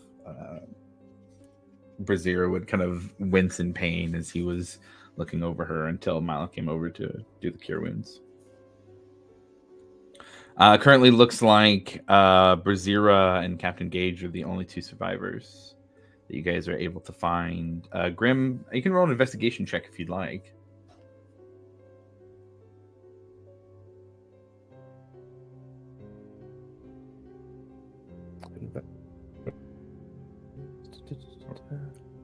Uh, 18. 18. I would say you guys are able to find 7 dead bodies.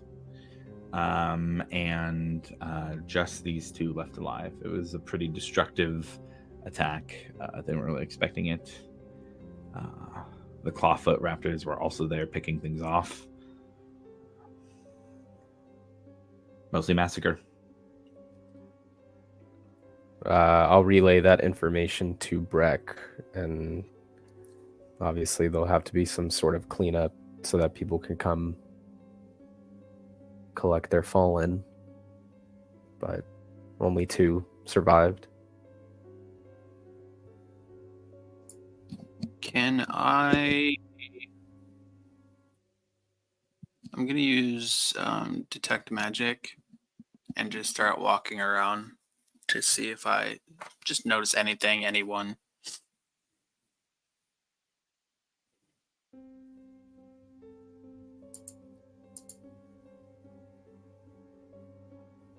Yeah, roll a perception check.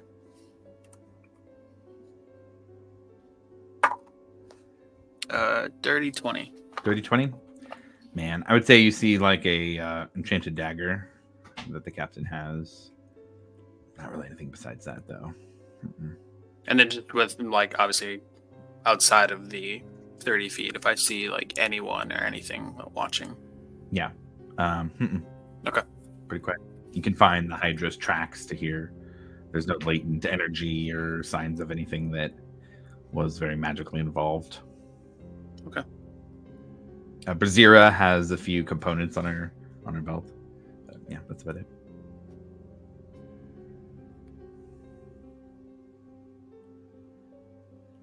Captain Gage collects Brazira, helps her up a little bit. Well, we're going to go back into town for now, I think. If you all could help us get back there. I don't think it's safe to be out here right now without any protection. Can do.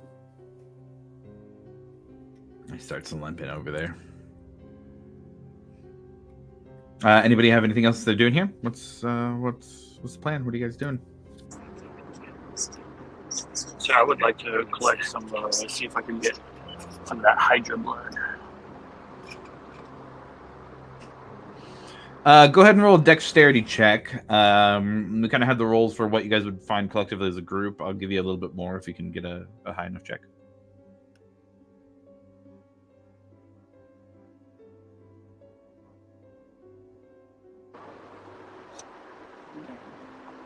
There's this. Ooh, 19. Okay, yeah, we'll give you another 4 vials of hydra blood. Sweet.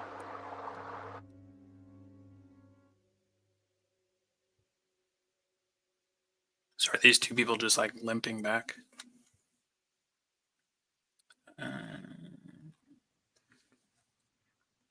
They're definitely not at death's door or anything, but they're pretty beat up. How far are we from the village? couple miles. There's no reason for us not to head back now with them, right? Yeah, we should. Escort mission. Just to help, I guess. Does anybody know who that guy is? He seemed like... Does anybody know who he is? Because I have no idea who that is.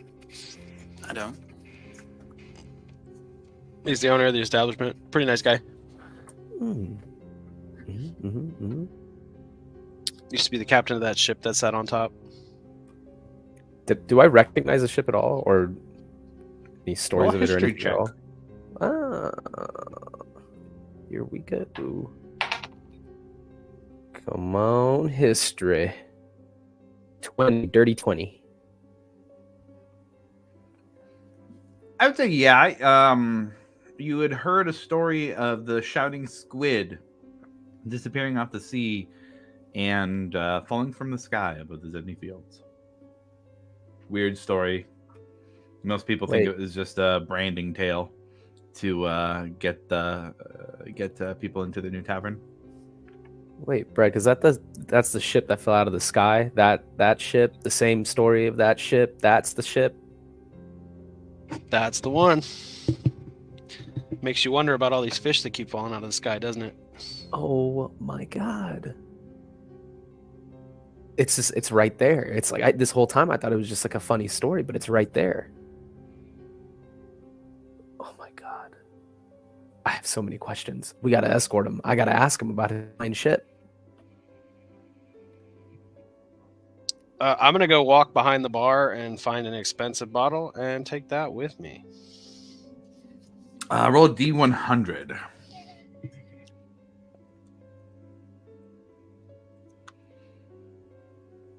Uh, 51. 51. Lionette wine. Not as expensive as it used to be, but it's still pretty good. You find 5 bottles of Lionette wine there at the bar. No, I'm just going to take the one. Okay. I'm going to reach down and touch the ground. Sure.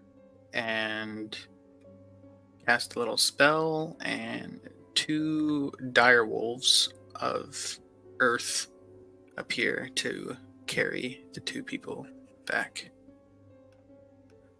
So just conjure animals. Captain Gage will look back and kind of raise his eyebrow. Well, that's fancy. Brazira, on the other hand, who Squall, I'd say that you'd be able to recognize kind of druidic elements of her garb. Gives a smile and hops right on, and just gives a nod and says thanks. Wasn't looking forward to the walk. At least one of you said it.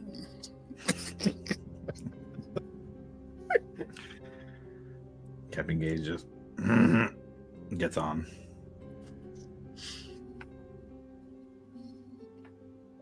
Okay. Anybody have anything else we want to do, or we're just hitting the road?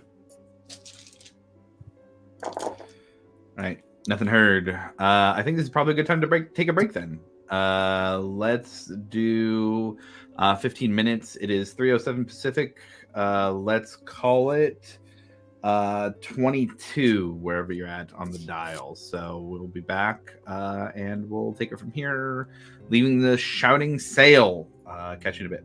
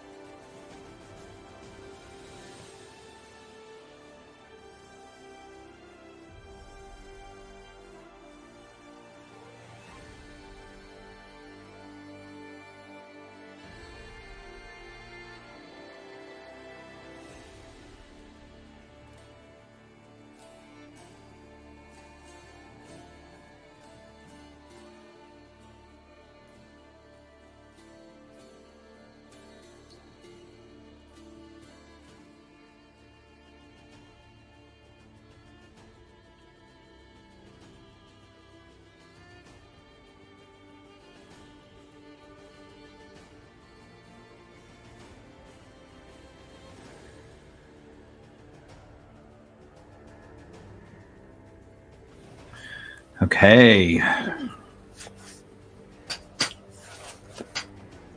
So we'll zoom back in here on the way back to Hope's Bastion. Let me change the vibe a bit.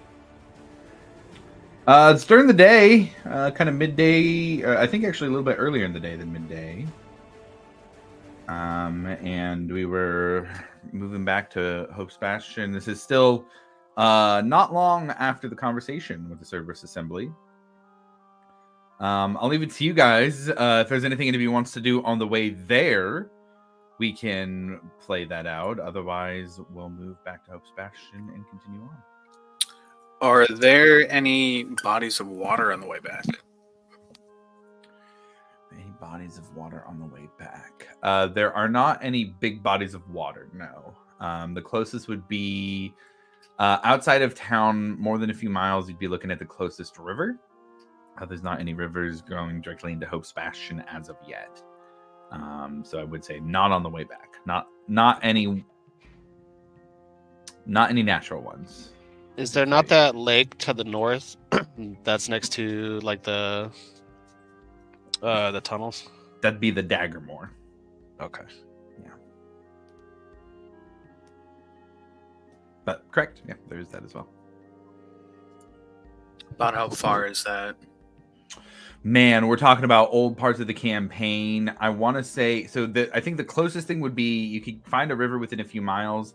If I remember correctly, the Daggermore was closer to like 15, 20-ish range for miles outside of town. It was a few hours out because it was starting towards, there was connections from there underground to other places as well. So, I think for the sake of this, we'll say that for now, and I'll go back and review some old notes in the meantime, and we can play them out from there. Okay, no worries. Yeah, nothing more than 15 or 20 miles though for the lake, at least for Daggermore. Okay.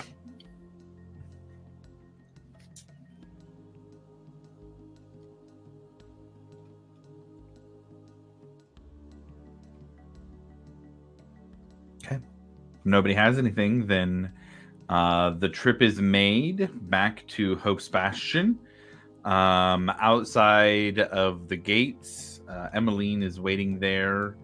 And as Gage and Brazira move towards the gates, she begins to talking with them about where they can go and accommodation to stay, and getting the rest of their wounds tended to. And you guys are back in Hope's Bastion. Rufus, you were gone from the meeting, but there were some things talked about involving you. Now that we're back in Hope's Bastion, I wanted to give you guys a little bit of time. There's a lot that's been happening. So I wanted to check in and see if there's anything that anybody wanted to do. We got a little bit of time today to decompress after the conversation and work on some stuff that you guys want to do. So I'll leave it to you guys here for what happens next.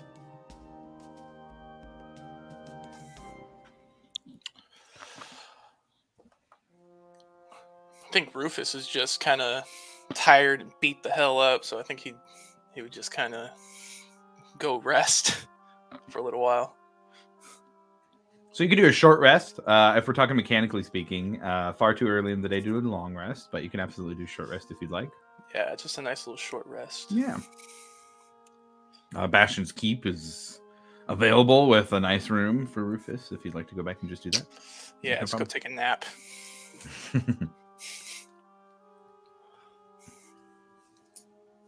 I think Squall will head to the bathhouse.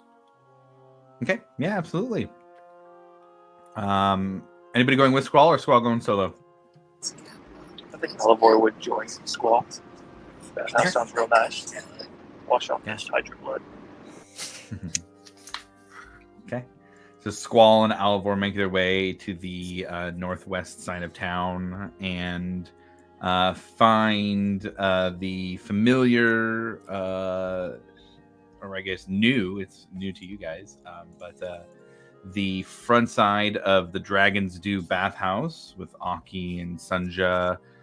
Just on the inside, it looks like Aki has a custom-made outfit that matches Aki's, and it's fit to the theme of the bathhouse. Plants growing everywhere.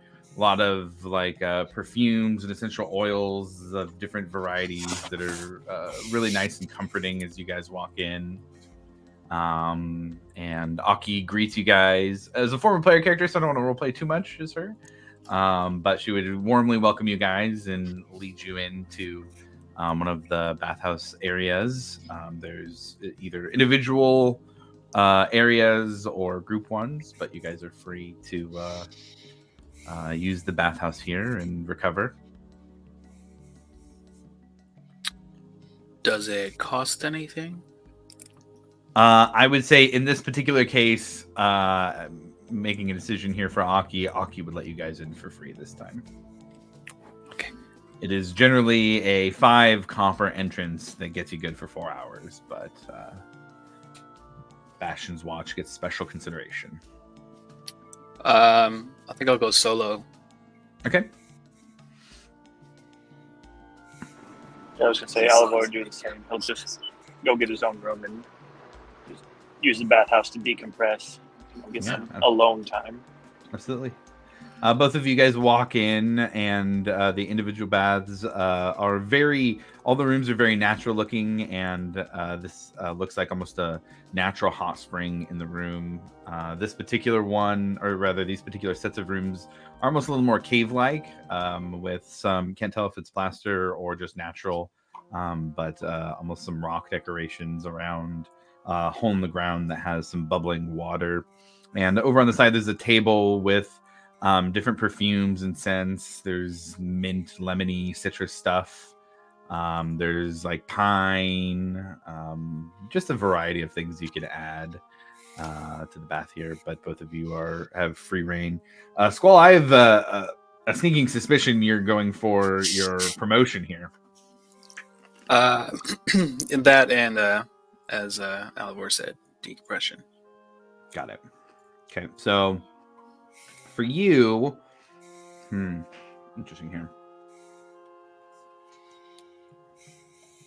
I guess I'd say go ahead and roll a religion check. I'll change the vibe up a little bit too here. Wow. 21. 21, very nice. As you move into this room, you feel that warm breeze that often accompanies the presence of the Wild Mother on the material plane. And let's go here, And you step in the water, and as you step into the water, is there any particular place in Squall's history or memory that is important to him in relation to the water?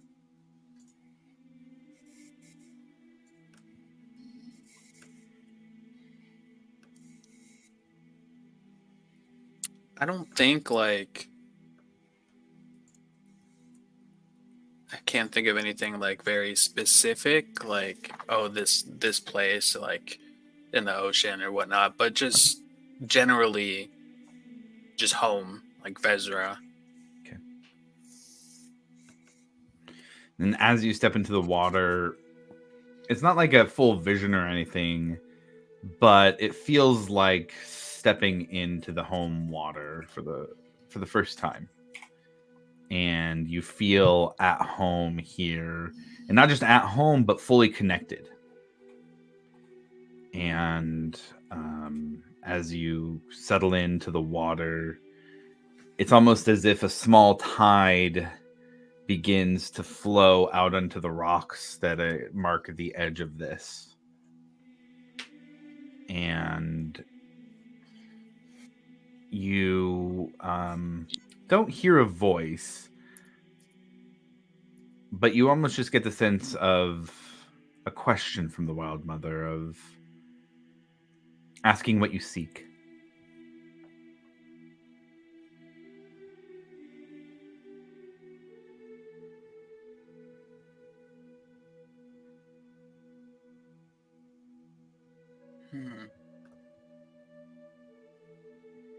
I mean, in this current instance, it's peace and safety for the companions and the village, but I guess overall, little bit of exploration and just kind of seeing the world and all of its wonders.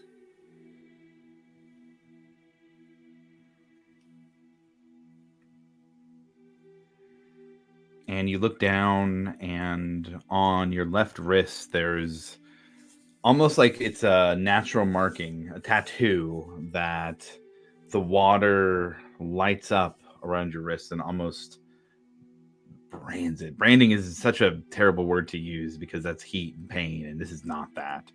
This is almost as if the water is doing its own version of branding that is nothing like the pain and burning that comes along with that normally. And you feel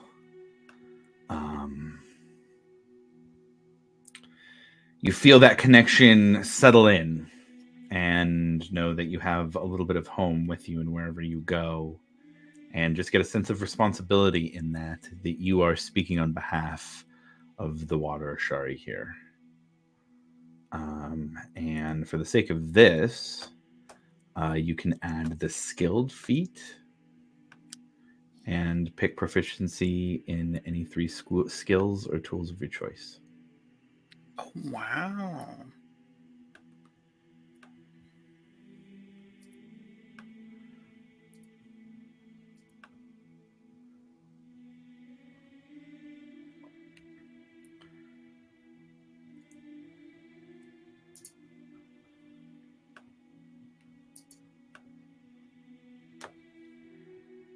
And you now have your official title of Tide Reacher.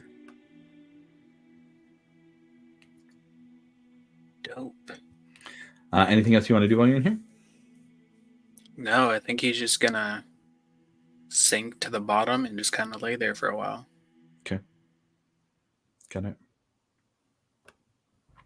Alivor, I want to ask you, what do you do here? You're trying to decompress, get the hydra blood off you from the battle. But there's also been a lot of things that you've been taking in. The meeting before this involved talking about Gwei Ethneros and her execution. What are you doing here?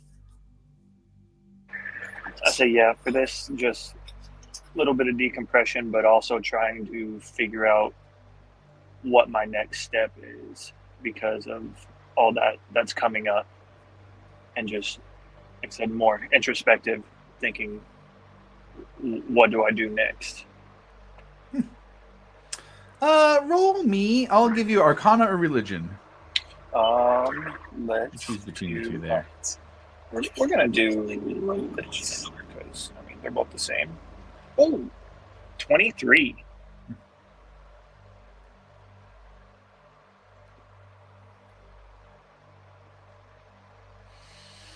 Revenge is easy to accomplish once you have the person in front of you. The next step would be moving closer to Uther Prent. You get this sense of direction. You're not sure. It's wordless. There's nothing specific in terms of words coming into your brain, but you just get the thought. Uther Prent's not that far away. You could get there quick. Hell, if the Cerberus Assembly has another teleport scroll, you could be there in an hour. You could be standing by Uther Prent in an hour with your blade in his back. That's what you should do. Ooh. Oh boy. Okay, so yeah, that's obviously very tempting.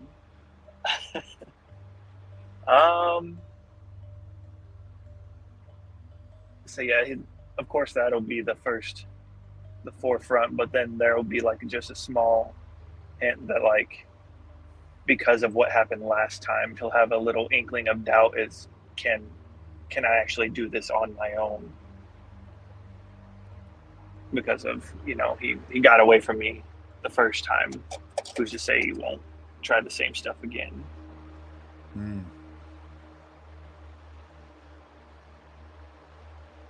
Feel just thinking I need to be smarter and come up with a plan that is more surefire instead of acting solely off emotion. But I know, given in the moment, that I may not be able to control myself.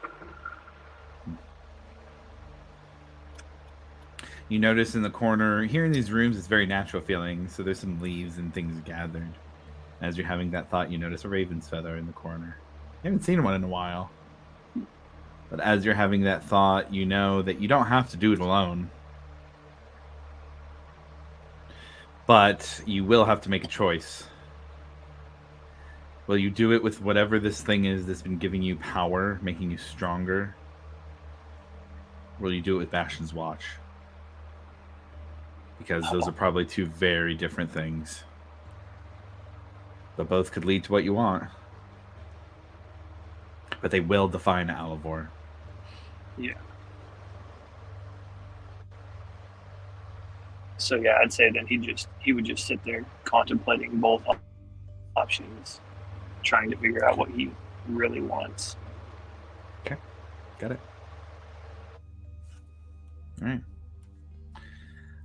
That'd be the Squall and Alivor there at the bathhouse. We'll take it back to everybody else. You get back here to Hope's Bastion. What are you guys doing? Rufus, you went back to rest. You got Breck. We got Ekamos, Grim, Milo. What are you guys doing?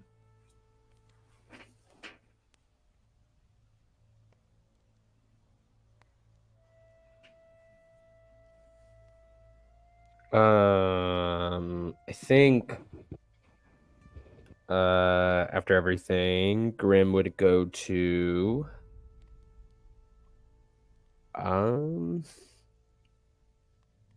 he would go find Honor and kind of explain to her not only what just happened with the Hydra, but also give her the details of what he saw when he flew up to the sky and kind of recount the story and kind of just let her know, like, this is where I'm at and I don't know what the fuck is happening. I just need to vent and have a moment of clarity from someone who seems a little more kind of more head on their shoulders than he is at this point. She can see you're very shaken, and she puts her hands on your shoulders and says, oh, you look like you need a drink. Let's go grab one, yeah? Please. Six of them. So the two of you head to the Friendly Ogre, and Serenity brings you guys some drinks. Honor buys you an Adventurer's Brew, which actually heals some of your three hit points, I believe is what it was. Gives you hit points back as well. Yeah, and that'll be it. Like, nothing too crazy, just kind of like winding down from the battle and waiting for everyone else to kind of reconvene, waiting for the next moment we all kind of reconvene with each other. Yeah, not to move on too fast. You are talking to a high-level wizard there about some things that you've seen. I need to make some rolls for her to see some things that she may or may not know and be able to help with. That's a very particular line you're doing there. Yeah. Oh man, I use this red dice too, so it's even perfect with her being a blood mage. Well, first off, that's crazy. I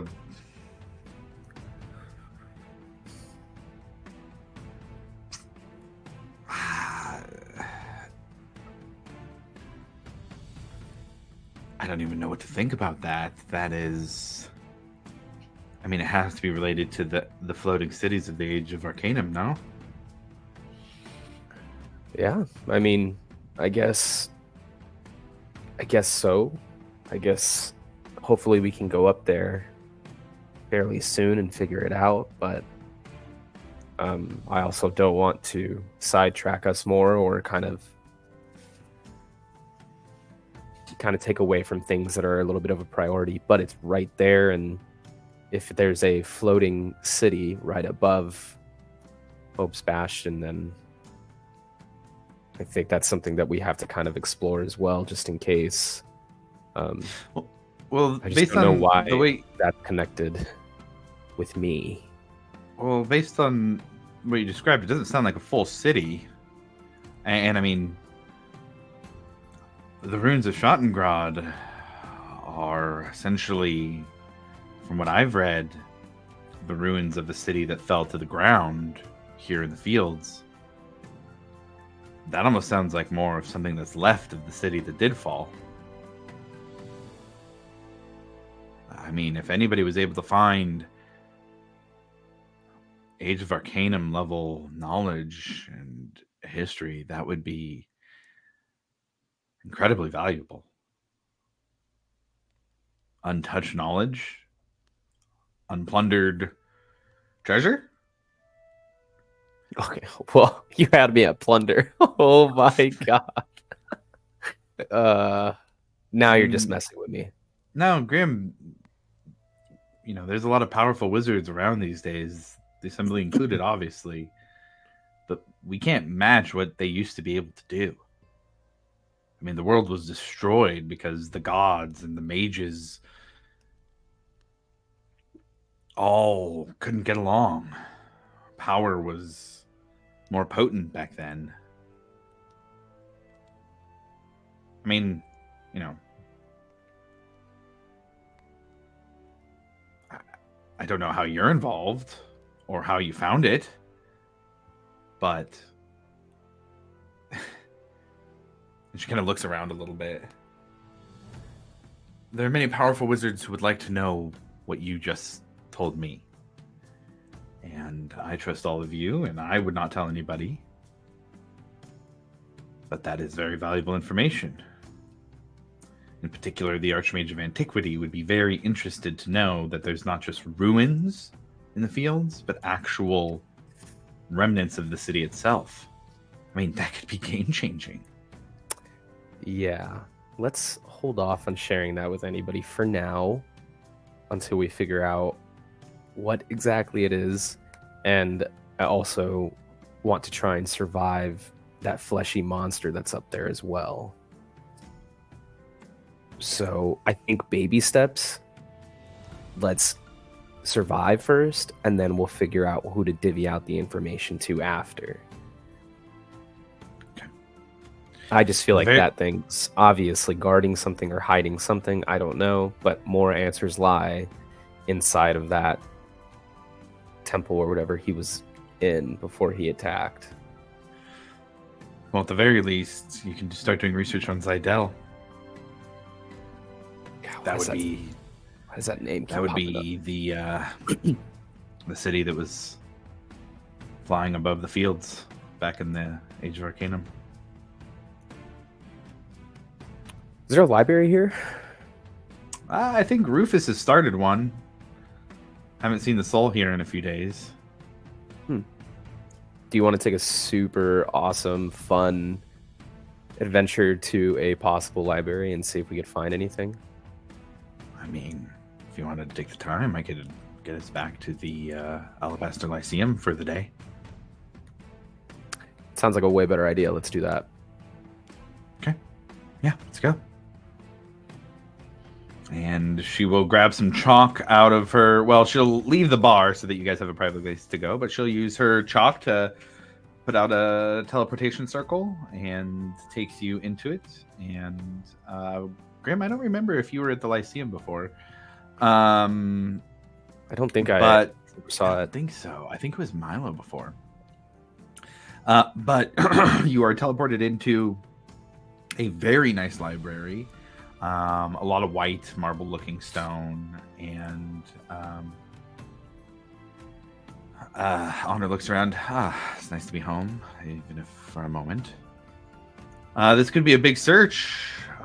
Shall we split up or work together?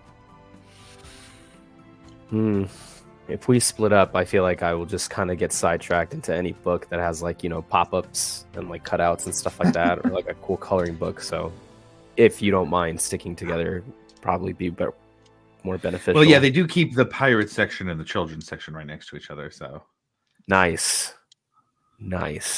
Good one. He just kind of chuckles and heads off the other way. All right. We'll come back to that and have some rolls for what you guys find about Zydel and things going on there. We'll take it back to host Bastion for now. Ekamos, Breck, Milo? Ekamos would, I guess, walk around and see if he can find like community area, like playground or school or whatever, because he remember mentioning baseball to the before we left and see if they had any progression in that. Oh yeah, rounders. That's right. Yeah. Yeah, absolutely. We could say outside the walls, there are 2 very makeshift fields with 2 versions of rounders. One just straight no magic assistance, the other with magical assistance. Oh, we're going no magic. Come on. No magic, got it. Yeah. No performance enhancing magic. No. Got it. Yeah, you go out. We'll say that there's one of the fields is being used right now. You come up upon some of the Hope's Bastion villagers here playing a game. Looks like one team is doing much better than the other. Of course. Yeah, I'll walk up and see if they need any extra players. Let's see. I would say they both have enough to be playing right now. The team that's losing really bad, they offered to replace one of the team members. There's one guy in particular who's been doing just dog shit. And so they kind of push him away. They go, get out of here. Go grab us drinks. Yeah, we'll take it. Come on over here. We need some help. And they push the other guy off and bring you over and say, they get you on the bench, and it's a kind of a mix of people. You know, you have there's a half-orc woman, a couple of human dudes. There's a half-elf as well. It's a little bit of a variety here. There's one gnome on your team as well, a gnome male. And one of the humans, as you sit down, don't want to get all those fancy clothes dirty, do you? I mean, if you got an extra set of clothes, cool. If not, I'll play in this. I don't mind. So we're supposed to give you our clothes? No. I'll just start taking stuff off to like somewhat be more athletic. Okay, got it. Yeah. All right. Yeah. So you kind of play a game here with them. Roll me an athletics check for Ekamos. This isn't gonna be good, but we'll see. Oh, baby. 17. 17? That's pretty good. -1, yeah. So, the way I was going to do it, I was going to roll just straight d20s with advantage here, and that was just going to be a random way to set the DC. 15 was the highest of the two with the 17.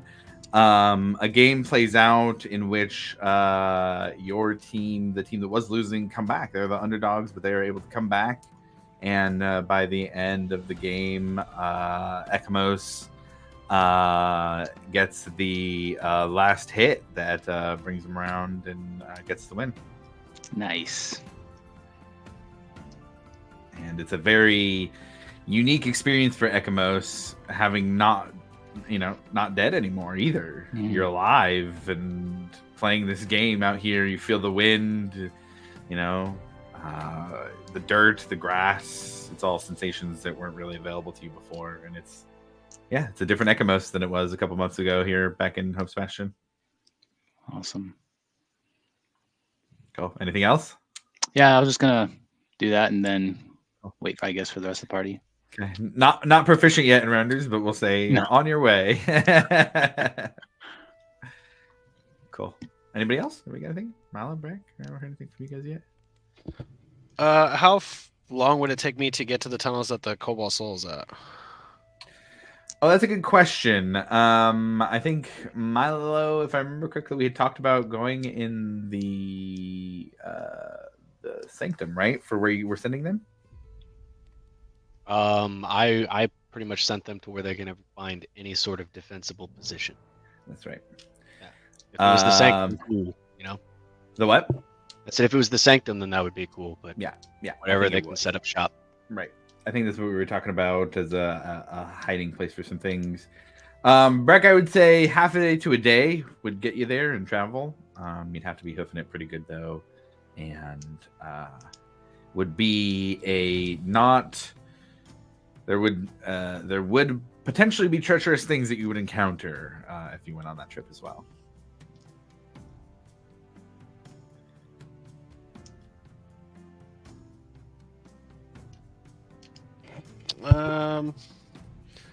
I'll hold off on that for now, but I would like to meet with Milo. Yeah, absolutely. We'll say that before you guys do anything separately, that you could grab Milo and choose a place to go meet, and I'll leave it to you guys from there. Starosta, I would like to meet somewhere in private, if that's all right with you.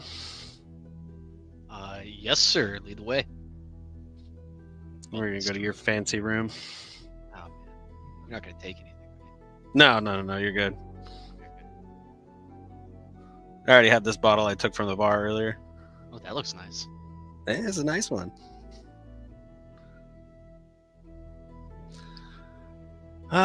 You can send out illusory script, right? Yeah.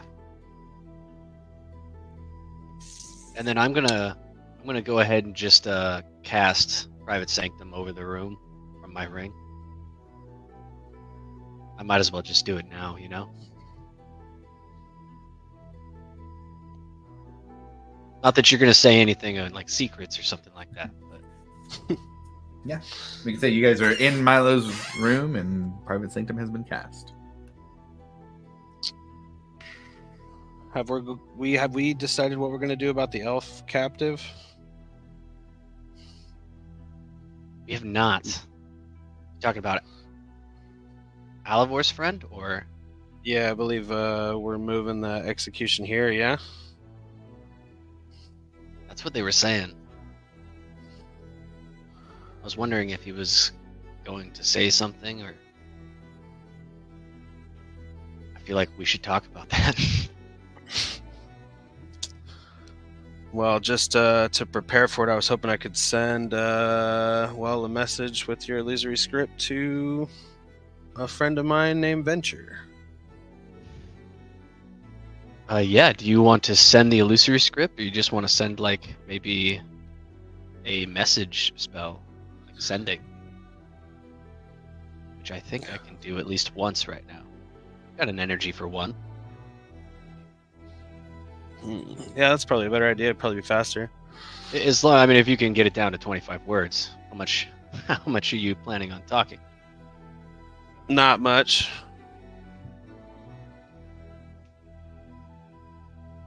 I can get it down to 25 words. Let's do it. I think if I remember correctly, Venture took over on the Alcantara, right? That is correct. Yeah, okay, gotcha. Okay, cool. And then I'm pretty much just going to repeat exactly what he says to me and cast sending. Venture, this is Breck. I will need the Alcantara.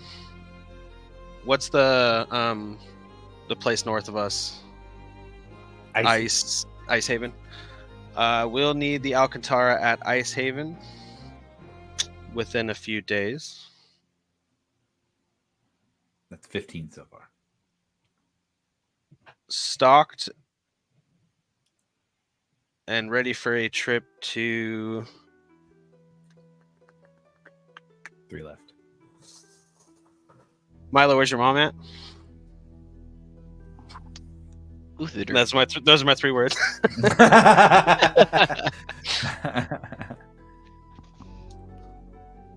Yeah, I would patch that in there that it was Uthidr. Okay, got it.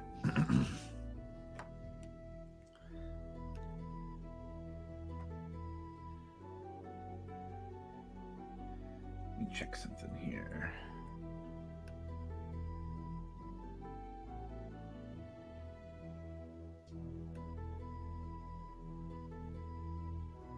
Yeah, there we go. It was Uthidr, right? No, it was Uthidern. I'm checking.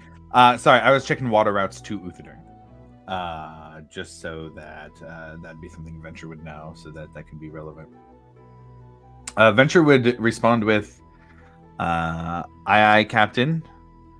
We'll start heading north and getting stocked. Any requests for upgrades?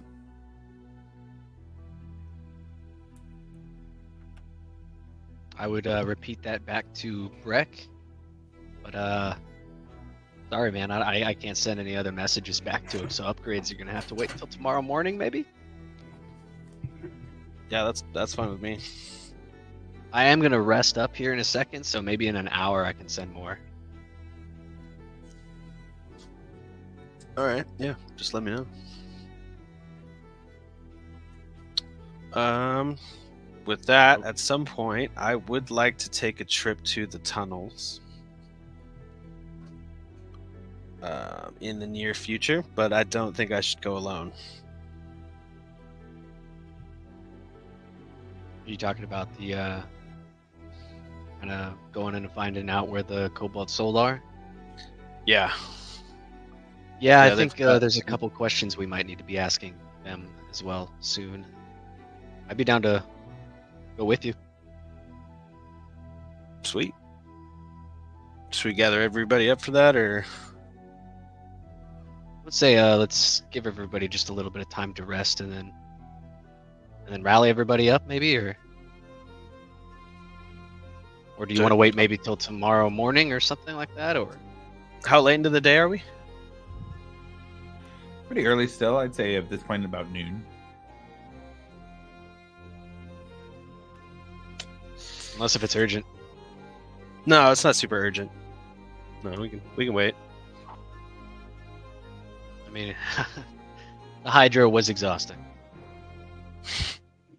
I'm actually doing pretty well. I was hoping to go kick somebody's ass. Yeah, sorry about that. You're right about to hit it, and No, it disappeared. Yeah. Then I got hit with the stinking cloud. That part wasn't me.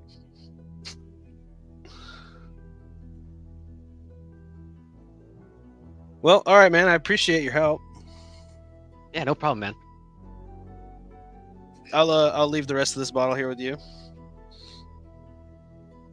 I think I can find some use for that soon.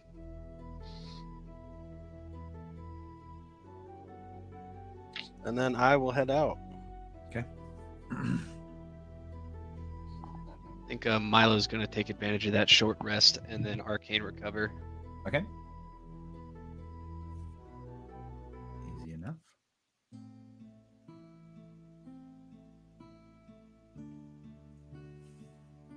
Milo, roll me a perception check.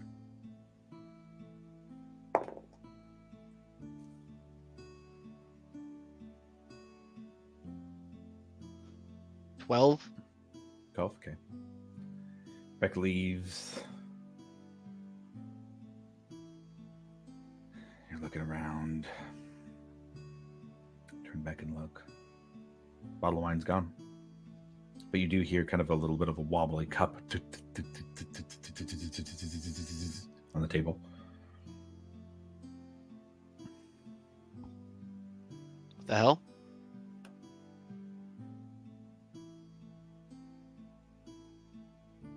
Can I look back over at Breck or something, or has he already left? Muted. You're muted.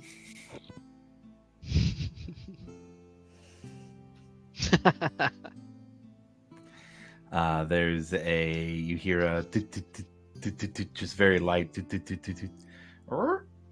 see the door open just a crack. If you look over towards where Breck was, you could go roll another perception check if you wanted to get up and look. Kind of follow. Yeah.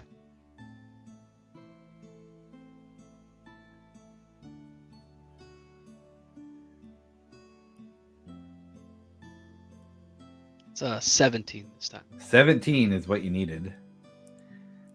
You see, turn the corner, just the end of an otter tail. Is that what? Nah, couldn't be. Not with that. And then just off in the distance, oh, this smells ghastly. What a terrible vintage. You little bastard. Yeah, People keep stealing my stuff. Close the door, lock it with force.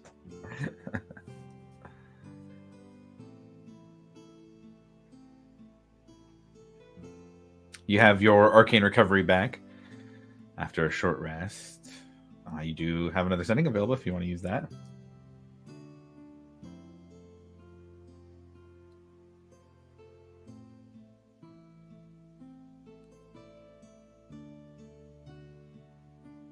Yeah, I'm gonna go ahead and finish up the message back to. Well, did Breck didn't tell me anything about that though? Did he? No. No, I'm good.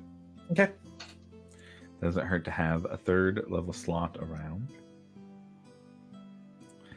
Rufus, after your short rest, you'd hear a knock at your door.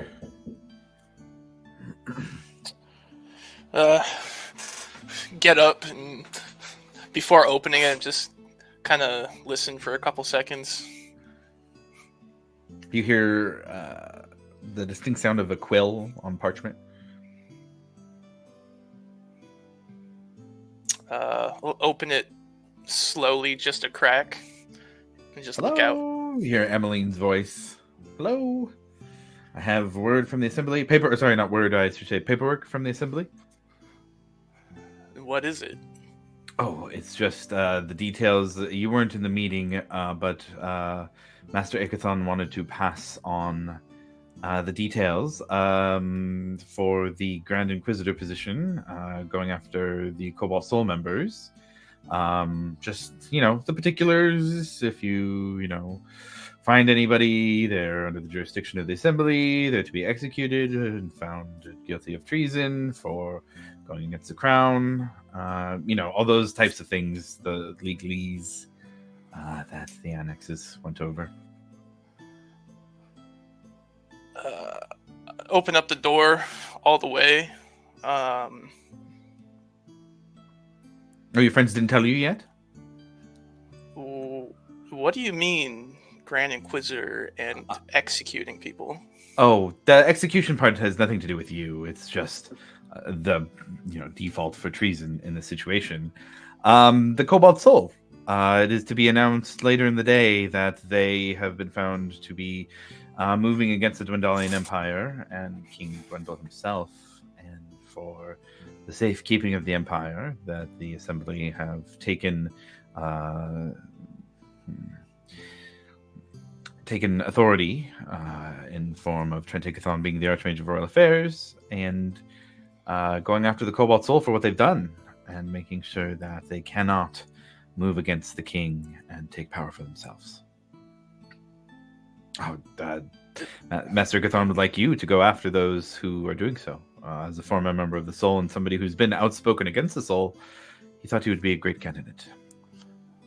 I'm sorry, this just doesn't make any sense. Why would that's not something that the Cobalt Soul would do? Oh, I'm sorry.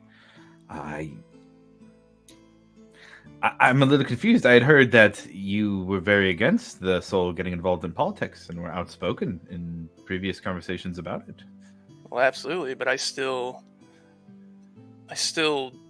believe that the Cobalt Soul does good work, and I don't think that they would necessarily go against, at least not forcefully, the king.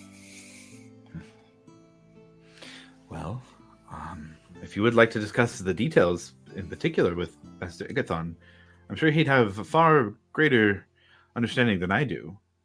But it was explained that they discovered a plot, that they had evidence, and that they are of a high enough authority that we should trust them. Sorry, it just doesn't make any sense. I think I would want to discuss it further. Certainly. Well, here's the paperwork. You can read over it if you'd like. Just delivering. I hate to be the bearer of bad news, it seems. But if you need anything, you know where to find me. All right, thanks. I'm just going to shut the door and look at the paper. Yeah. Does it have any other details on it? Nothing that she didn't explain. I mean, a lot of, we'll say, legal wording for the official things that the Cerberus Assembly is doing. That the Archmage of Royal Affairs is a new position within the Assembly that's been created. Trent Ikathon, with his experience, is a part of that. It does say in here specifically, I would say, I don't know if you guys have the specific information, that along with this discovery of treason from the Cobalt Soul, it was found that they framed Trent Ikathon and that his imprisonment by them was part of this plan to remove a safeguard in the Empire that was standing in the way of the king. And that the Cobalt Soul now, essentially, if there's a level of punishments that would happen, if there was a low-level member of the Cobalt Soul who was found and they give up information on higher-ranking members, then they are hit with a 30-day sentence in jail, and then they can be released and move on, so long as they renounce the Cobalt Soul and agree to never be a part of the organization again and give any information to the Grand Inquisitor or any Inquisitors beneath him. Higher ranking members, it starts with imprisonment for basically indefinite until the extent of the crimes of the Cobalt Soul are explored, and individuals are assigned to actions that the Soul are taking. High-ranking members to be executed within a week of arrest and charged with high treason against the Dwendalian Empire. Jesus Christ.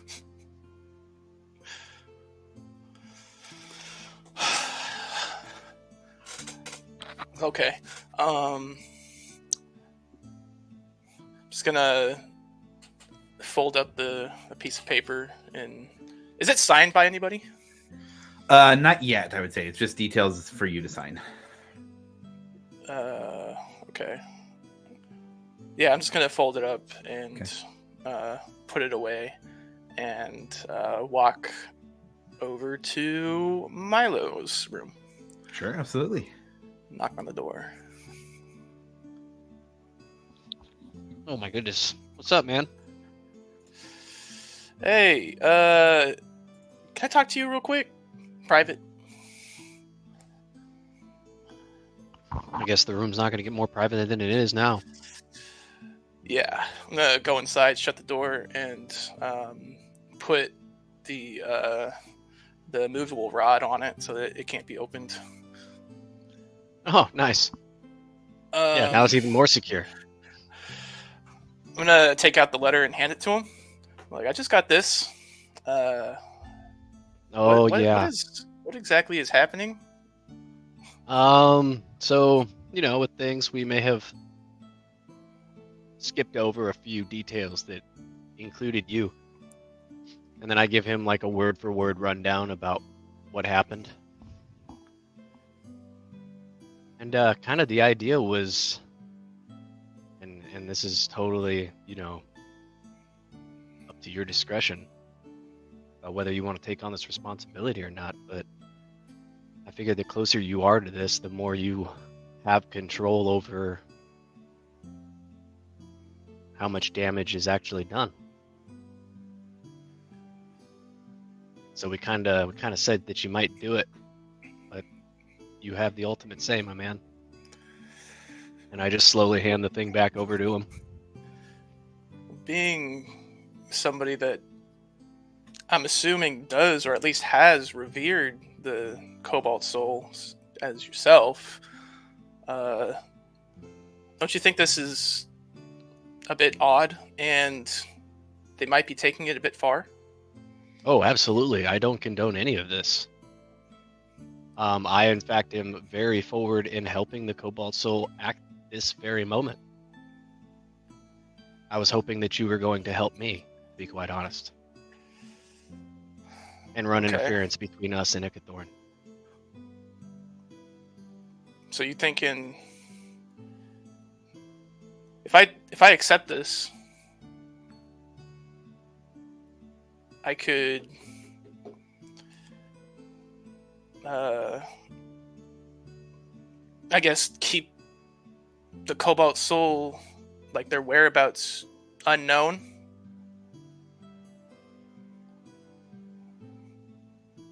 I think that you can delay Buy them time. finding it. I think that maybe we don't tell you specifically where that location is. Plausible deniability. There are ways to get into people's heads. You've seen that yourself. And I do think that you and Ekimos both are going to be faced with some very difficult decisions that you might have to make. And for the greater good, per se. Yeah. Is that something that you're prepared for? Well,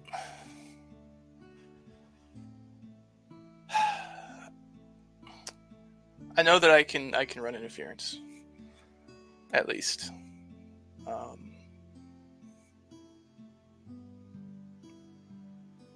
I need to get more details on it, though.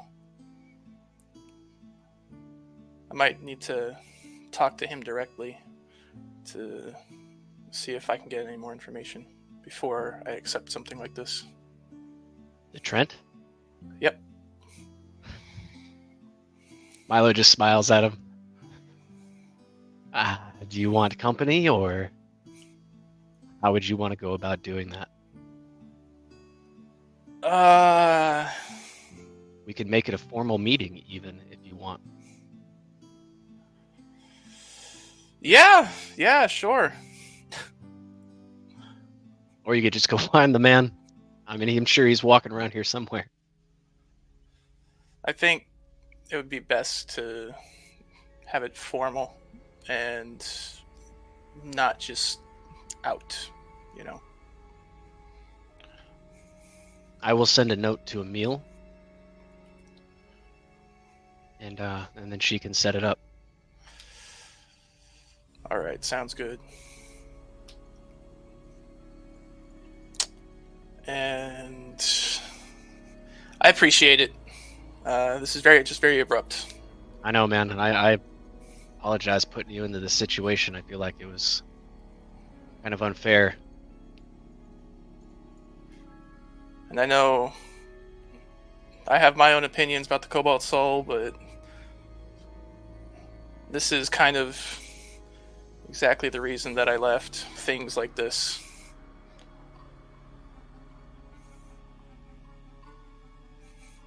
We can't let all that happen. I don't think they deserve any of this.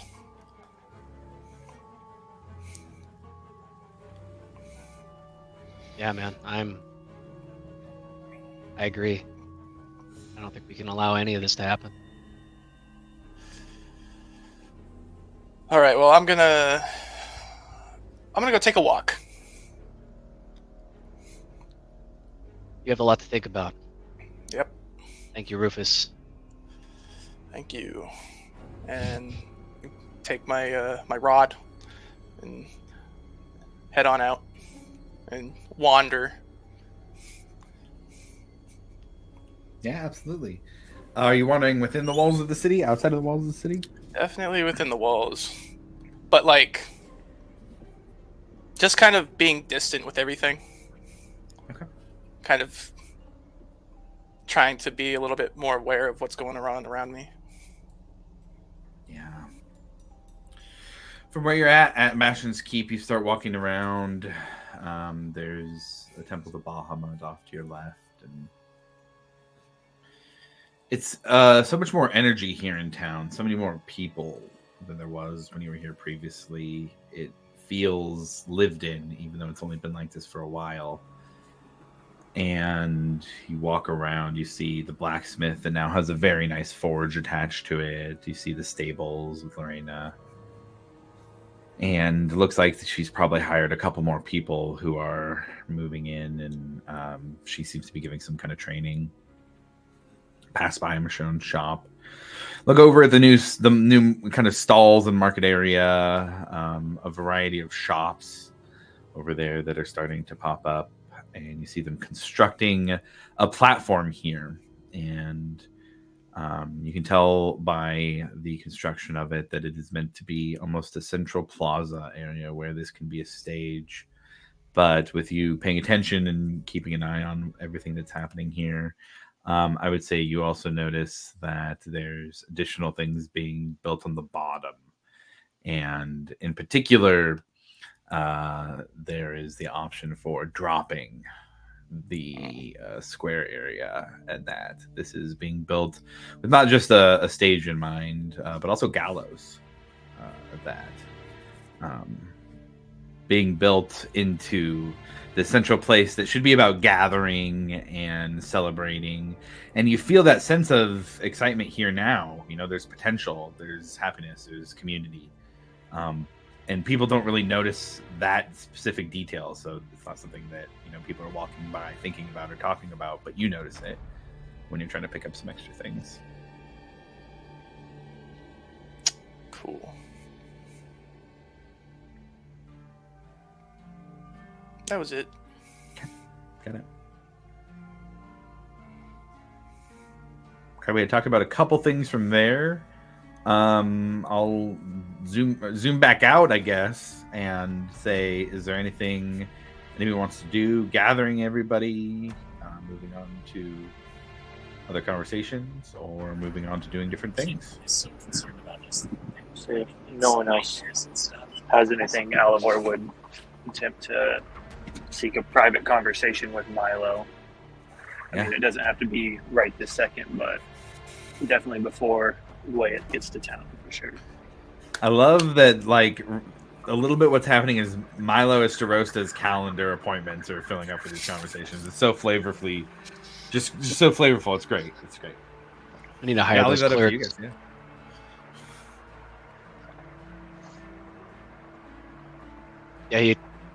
I open up the door. Yeah. Say, or so yeah, I'd walk in and just look around to see if I'd ask her, are we alone? Oh yeah, man, we're alone. I honestly I cast that stuff hours ago for like my third appointment this evening. Oh. So what's up, man? Oh, third appointment. You make appointments. Well, I mean, I didn't. So I got a couple of questions for you. First off, I know you're our resident magic user. How easy would it be for you to get and spin me up on a scroll of teleportation? Scroll of teleportation. That's a little bit even out of my league right now, man. I think. What was that? You cut out a little bit.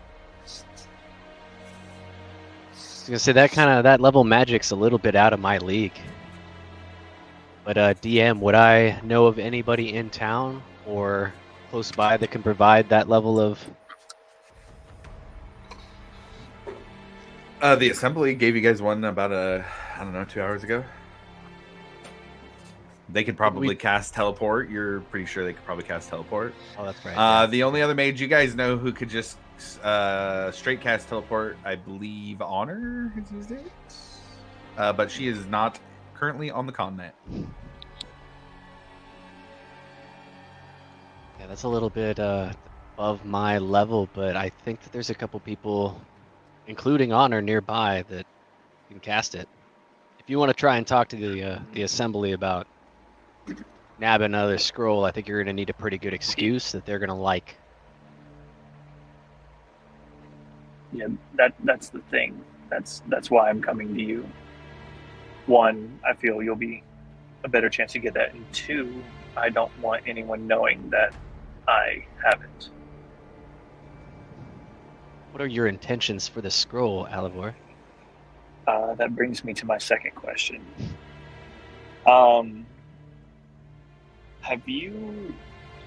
Question for DM. I know about the Order of the Black Rose, and do I know that Milo also knows about the Order of the Black Rose? Or, yeah, do I know if Milo knows? Correct me if I'm wrong, Kev. He was at but the thing. Yeah, I was gonna say the order showed up to do the gem breaking, and Alivor was there. Yeah. So I think. He was one of the people that tagged along. Yeah. Perfect. All right, so yeah, that brings me to my second question. I either potentially would like to have a conversation with your mother or another ranking person of the Order of the Black Rose. Well, it just so happens that I woke up from my nap and I can send a spell if you need. It can either be to it would probably be best just coming from me going to my mother.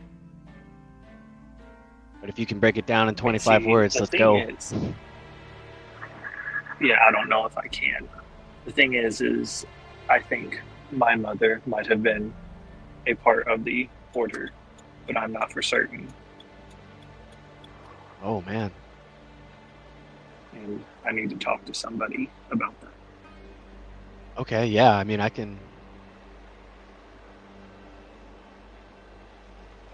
feel like we can get that over there and pretty easy enough.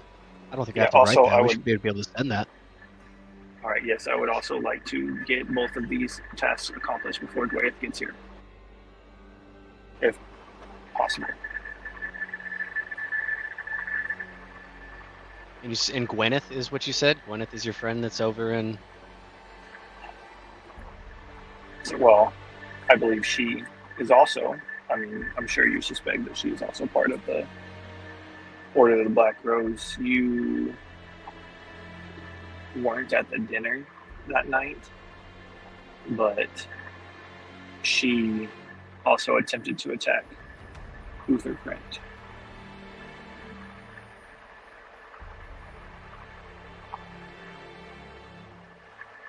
Gotcha.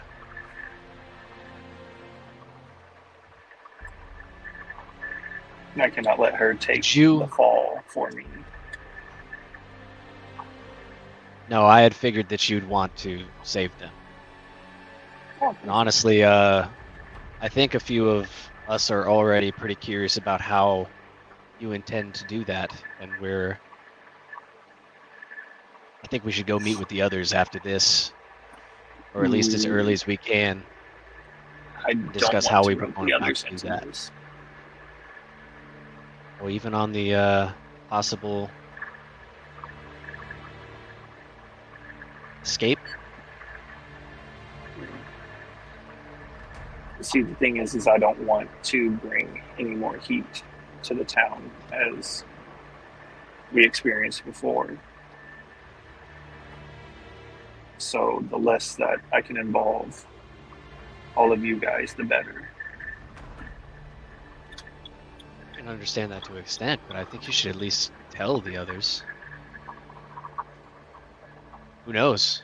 You know, one of them might be able to add some sort of value to the situation.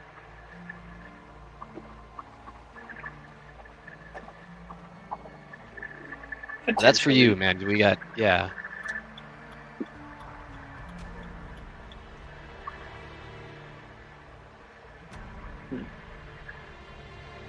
Yeah, so, have you met my mother? She's met a few of us throughout the party, so... So I think there might have been a time where it was just like a quick passing, if I'm right, Josh. But yeah, we went to his house. Yeah, okay. Yeah, there was that. So there'd be two, and then when she broke out, and I think maybe technically three when she came back with Ophelia Mardoon. So in passing, yes, but the first one would have been the longest. I think she spent a little bit of time talking to you guys and a little bit of individual time with some others. Yeah, so she at least would know who he is. Yeah. Do you have any sort of defining characteristic that you can give me that might identify who your mother is that I can pass along? I think it would be best if we did more than just Alivor's mom. Yes, so my paper that I have all of her stuff on is at home, and I am not at home right now. So currently I do not have the information for her. I think I can fill in a lot of that information from your notes that I have, if Milo, if you have specific questions, and I can give some of the answers that you've told me, Alivor, and you can correct me if it seems like I'm off. Does that work for you? Yeah, that works. Okay, cool. I would say maybe her name and any sort of defining quality. Maybe a tattoo, scar. Very brilliant defining features.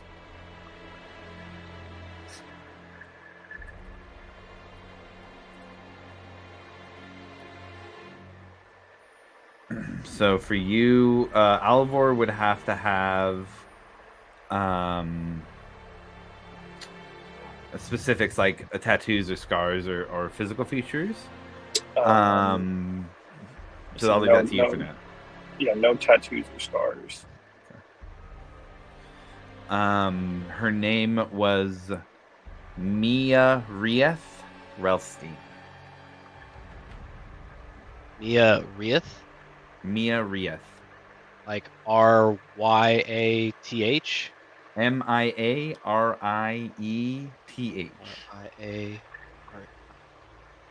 She's beautiful.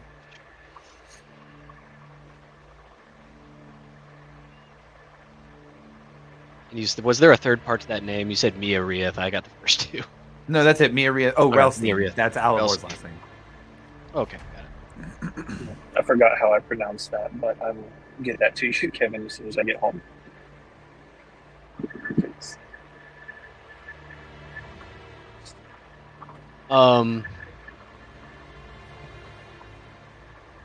Okay. Can we just leave like the defining feature out for now and then just relay the name? I don't know how to do that with the 25 word limit right now though, so.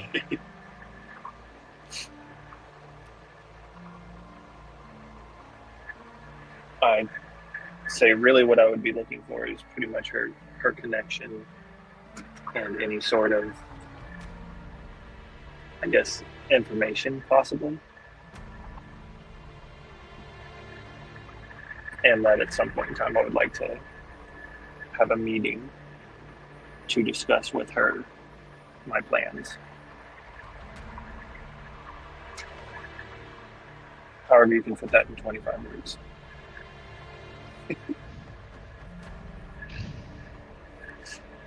Okay, let me try this.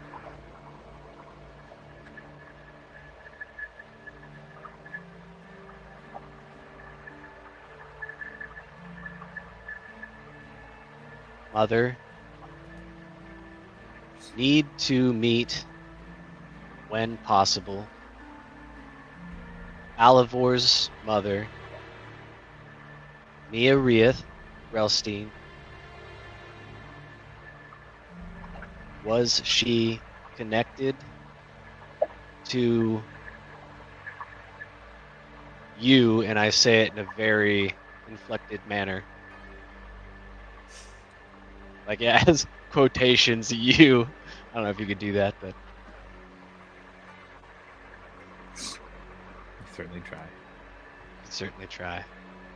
I think that's 15. You got 10 more. She was notably beautiful.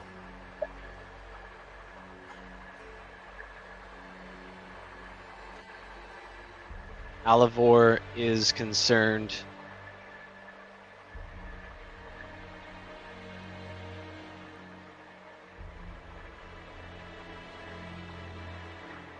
please respond. Thank you. Or thanks. There you go.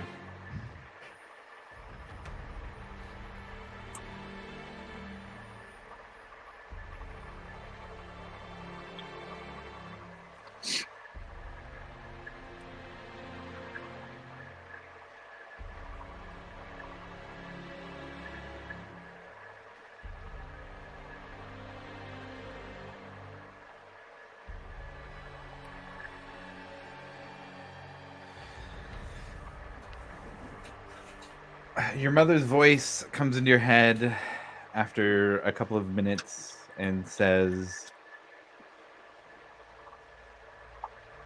Mia was connected to the Black Rose.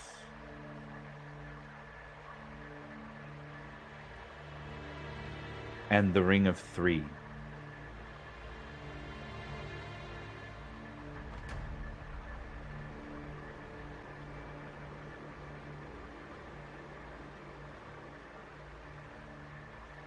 She was executed for working with us.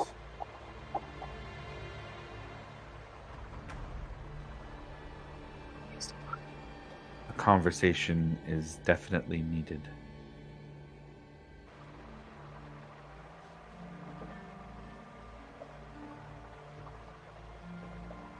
another casting would happen. It is not safe for teleportation in or out of Hope's Bastion with the Assembly watching.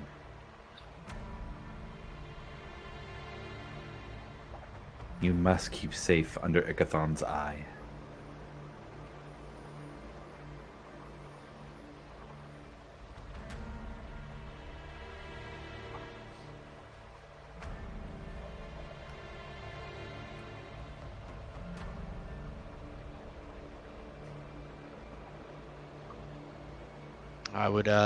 I would relay all of the important parts of that back to Alivor. If you didn't know, man, I'm sorry. Oh, trust me, I knew.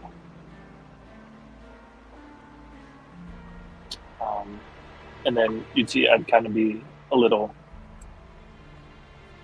not really upset, just kind of like disappointed about the whole teleportation magic out there. And then I'd just be like, I gotta find another way then. And then I'd be like, well, if you hear anything else from your mother about that meeting, please let me know as soon as possible. And like I said, I would like to keep as many of our group members out of this as possible. Okay, man. You have my word. And then I would leave. Milo checks the hallway before, just for anybody else.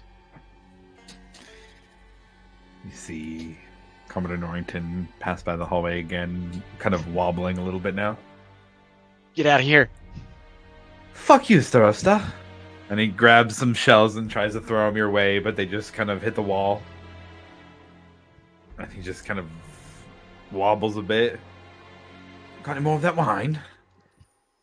No, man, I've taken it all. Well, then fuck you! And he just keeps moving.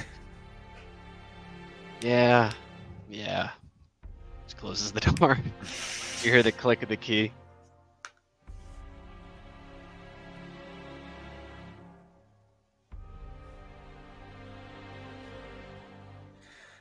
Grim was with Honor doing some library research. Go ahead and roll me an investigation check. I'm going to roll one for Honor as well.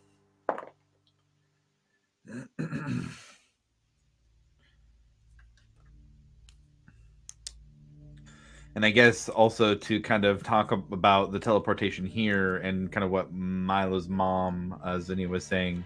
Teleportation magic isn't blocked, just to clarify, but powerful magic could be, potentially seen or looked at. So needing a good explanation would probably be a good thing to have when using teleportation magic. Great, I'm fucked. Nice. Just put a big old spotlight on me. I got an 18 total, so 12 plus 6. 12 plus 6. Okay, she got pretty bad, actually.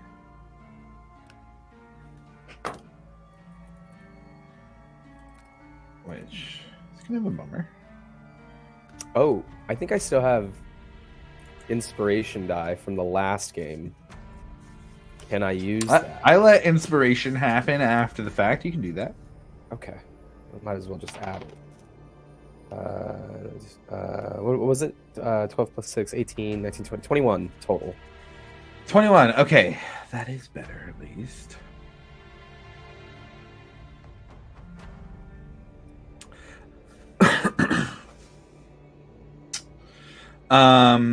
You look up the Age of Arcanum and specifically looking for details of the floating cities of Zidel, or the Society of Zidel, and find mention of Zemniaz. It is a floating city, and it was levitated using broomstone, like the other floating cities of the age. It was home to the Society of Zidel, very powerful society. It was a mageocracy, which was the more powerful the wizard, the higher rank they were, which always led to the most powerful being the rulers.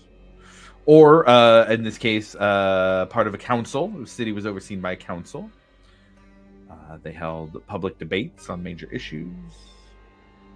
And during the calamity, the city crashed, just like all the other floating cities, and landed in the Zemni fields.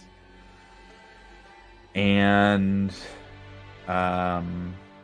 Zemnian is kind of an offshoot of the language that was spoken in Zemniaz. Makes sense. Zemnian. But is different, is specifically different.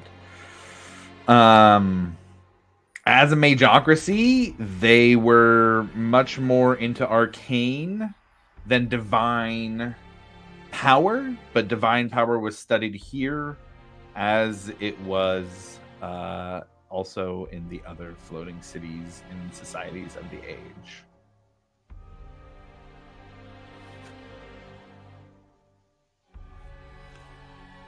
I would say that would be, unless you had any other particular question or thing you were looking for, that would be what you find about in your search here at the Alabaster Lyceum. No. I mean, no, I have nothing particular to look for, so I'm good. I would say Honor would ask, after reading through some of the stuff, what do you think? Avalier, Aor, Zemniaz, all these cities that fell. Well, I know I've heard the city of Zidel many times over. Could have some more clues as to, or like information about Zidel could have more clues. That seems to be keep popping up every time I try to do research on this stuff. I think it's interesting. Somehow everything is connected to some of these major cities that are super old, but I don't really have any working theories right now. I think it's just more so cementing the fact that somehow, some way, whatever has been given to me has been given since the time of these cities were existing and flowing, and that scares me because just a year ago I was just swimming in the ocean looking for buried treasure somewhere, and now I'm unraveling pieces of information that could lead back to where I'm from, and who knows past that. So it's a little overwhelming, but well, you're succeeding. And I am. Where others might have not, and maybe that is the reason it is you. I think I'm just worried of what exactly my past entails, as if I wasn't ashamed of it enough. My main concern or my main worry is that somehow I'm from worse things than even I have done already, so there's a reason these cities fell. There's a reason they don't exist anymore, and it's because of the want and need for power. I just hope I don't repeat the cycle in this life or the next. So hopefully I can change the trajectory of time in my favor.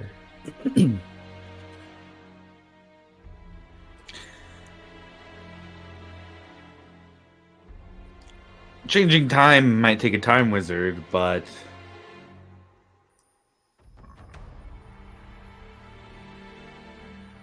it's our choices that we make in the present that define us. The past is in the past and has been written, but the future has not. No matter where you came from, no matter what you've done, your trajectory can change.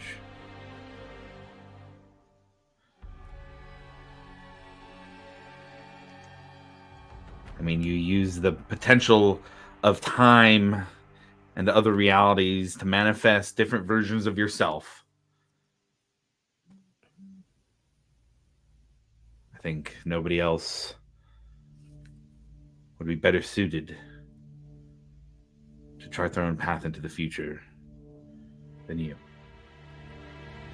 And whatever's going on there, it seems you are entwined with.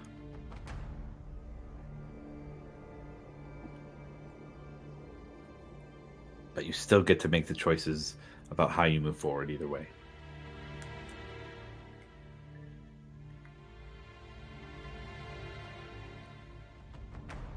I'm sure Nora thinks of you a lot differently than how hard you're thinking about yourself right now, or how hard you're being on yourself right now. Yeah, she really was usually the voice of reason in times like these, so I'm glad I've surrounded myself with pretty wise women in my life so far, so I appreciate it. That's for damn sure. Yeah, you're right, I guess. You ready to get back? Yeah. She takes out red chalk. And she starts to draw the circle to go back. And it's very, she's got white skin with red eyes and some red features. And now drawing with her red teleportation circle chalk on the alabaster floor here really has this feel of her magic to it. And as it glows, and she knows it's going to disappear and not leave its mark here. The two of you step into the circle and are back in Hope's Bastion. Now, I'm just going to hand wave that you guys came back because she has teleport. So she's going to use teleport to get back instead of teleportation circle, since there's not a circle to land into. So I guess I actually have to roll a D100 for her real quick. So give me a second and I'll see if you guys make it back okay. They just die in transit. I was like, where did they go? What happened to those guys? They're gone. The worst possible outcome is about to happen. No, you're good. You make it back, no problem. She is very familiar with Hope's Bastion at this point.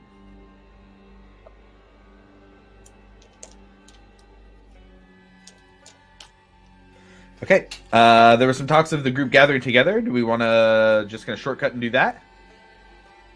Okay. Starosto, call the meeting. Unless you guys want to do it differently, and where do you guys want to meet? Hey man, did you restock on wine or what? Or like some of the peanuts or something? Going to the bar. Go to the bar. You specifically too.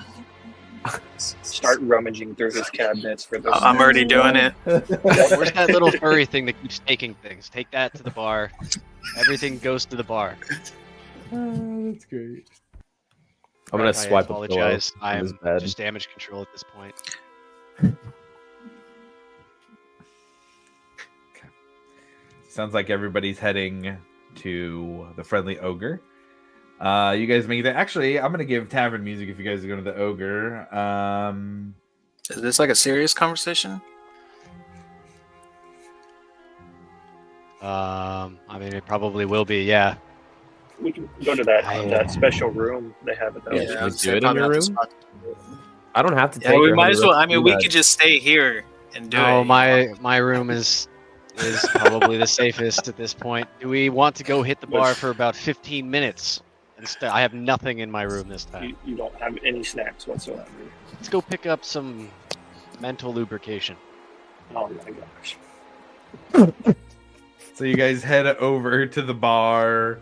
We'll change it just for a second to get the vibe. Later in the day, we'll say the sun's setting. It's still early in the year, so the days are still pretty short.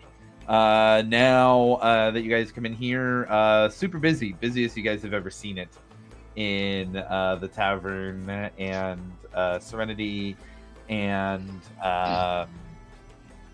Serenity and a couple other servers are bringing out meals, drinks to everybody. You guys are able to buy some booze, get some food here if you'd like. I have a question for the DM on that. Sure, actually. hit with it, yeah. I would expect that certain members of this party have a specific amount of back pay headed their way in some capacity.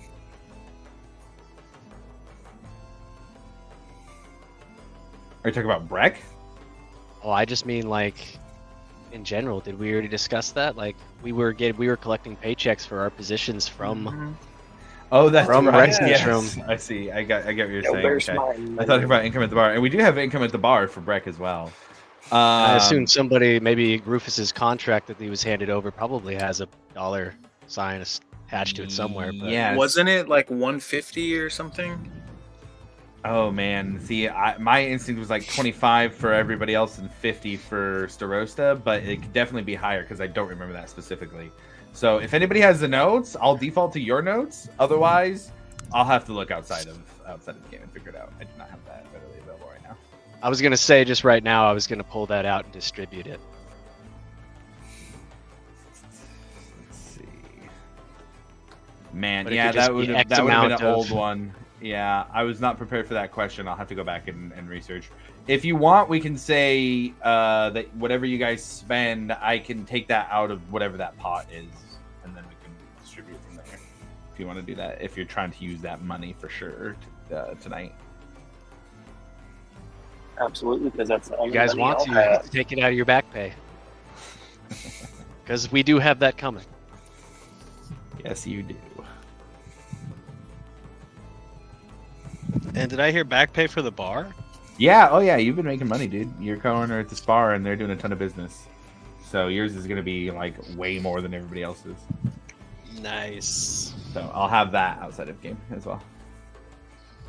So you guys are able to order a variety of drinks. In particular, there's Lionette wine here as well. There's Tross, just basic Tross malt ales.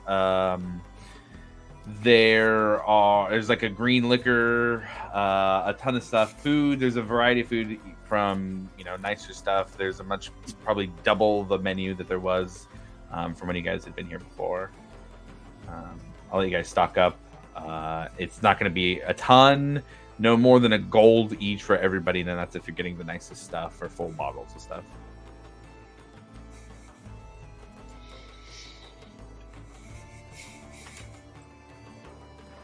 You guys do see Gage and Brazira are in here having a drink and having some food themselves. Milo, do you want me to pick up any specific snacks for your room? Like maybe, I don't know, chocolate-covered pretzels? Man, I think at this point it's probably quantity over quality. But yeah, I'm gonna go check on Captain Gage just to see if they're all right. Just real quick, I'll be right back. I'm gonna stick my hand in every peanut bowl and just carry those with me to his room. Just a handful of peanuts from every bar table. I would say by the third one, you start to feel a magical hand slapping away your hand, and you look over at Serenity, and she just gives you like a stare down, kind of like Miles. What the fuck are you doing? It's for science. And this is like across the room, and she's just. I need this. The mage hand just sits over the bowl that you were trying to get. There's like people sitting there at the table too, and they're just looking back and forth at you and her. Just one more. Slaps it away. I'm just gonna like a cat. I'm just gonna push the bowl off the table and walk away. Just moves it over and moves it back to the center. I'm gonna keep the rest of the peanuts that I did manage to take. Yeah, you got, a handful of 3 bowls worth of peanuts. Nice. Milo, you move over to Captain Gage and Brazira. They're both looking pretty sullen, bandaged up a little, but upright and not, too injured. Glad to see that you guys are doing better. Thank you for all you did. If it weren't for you guys, we'd be dead too. So, we appreciate it. Glad we showed up in time to do something. When it's time and you guys are ready, maybe we could talk about getting your guys' bar back up and running. Making it more of a part of the city. We'll need some time, but that sounds good. Rest up. Raises a glass. Braziera does as well. Okay. So you guys get all your food and drinks and head back to Milo's room. And we'll get rid of the tavern vibe. And you guys are here for your conversation.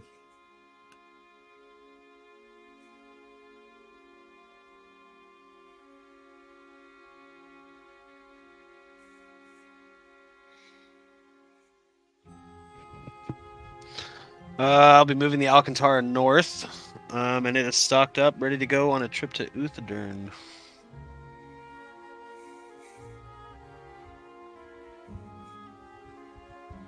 I'm not sure if everybody knows this, but that is where my mother is from, is up in Uthadern, and I give like a very pointed look over at Alivor. Try to do that as kind of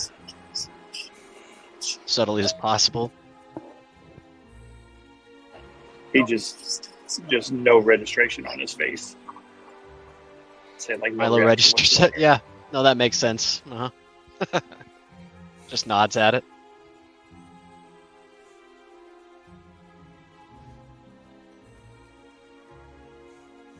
What do you guys think should be the next few steps for us?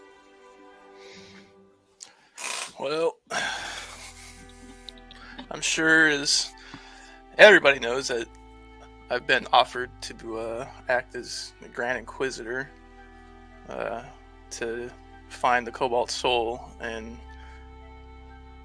I'm going to be meeting with Trent Ikathon, and I think I'm going to accept it, but solely as to try and protect and buy time for the people that are being hunted. And when I do accept it, I'm going to need everybody to kind of censor their information that they talk about around me when it involves things like that. If you guys have to have those conversations, exclude me.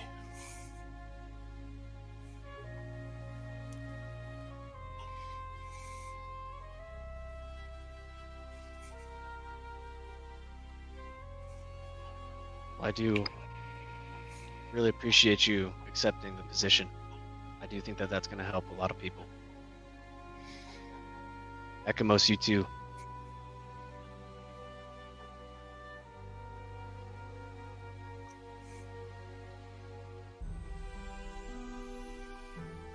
Wait a minute. Ekamos is part of this? I'm not part of your Cobalt Soul offer, but they offered me, and I'm kind of on the fence about it as well. They want me to be like their emissary / I don't know, like prophet or something for the Dawn Father, and I just don't know if I like that, like finding these random people and getting them to pledge to a deity, you know. It's weird. I They feel want like you to preach? Yeah, I feel like it's like a crusade thing, dude. And I just don't know if I want to take it all the way, so to speak, you know? Yeah, that's kind of weird. Yeah, and Why are they pushing that? that's this empire, Dwendalian Empire, guys. I guess they really want to like put the hammer down on religion out here. And yeah, I found my sort of religion, but on my own terms, and I just don't think I should be out here preaching this stuff when I guess found him. I don't know. It's weird. Huh. Yeah. I mean, Speaking of which, let's be clear. It is the view of a few rather than the many. Yeah. It's not the empire. It's these individuals that are trying to take the power from the crown. So we don't even know where the crown is. Yeah. Also, Ekamos, have you thought about reaching out to Eric's sister, Asati, and at least giving her a heads up that that is a thing, and that's a thing that's going to happen very soon? Yeah, obviously Varric's not here, but I'd try to like get in communication with him and let her know, or some way if I can. Do we have a hailing stone for her or anything like that? I don't think we do. She's in town. Yeah, she's in town. Yeah. Okay. And we do have a sending stone for Varric if you want to speak to him. I think I gave it to somebody? Question mark. I have it. There we go. Breck's got it. So if anybody wants to talk to Varric, speak to Breck.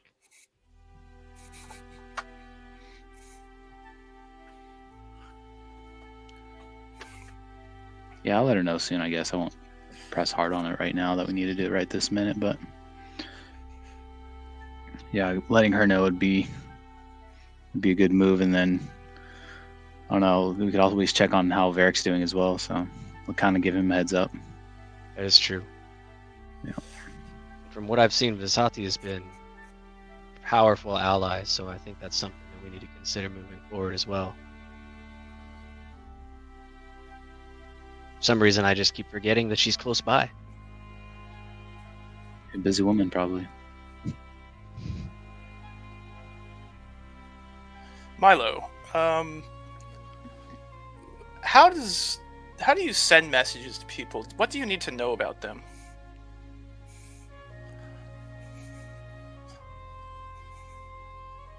In order to send them a message. I just have to be somewhat familiar with them. Like, you have to have met them, or know what they look like, or know how they sound. Like, what are we talking here? What would Milo's experience be with the spell sending, Josh? How much information do I usually need?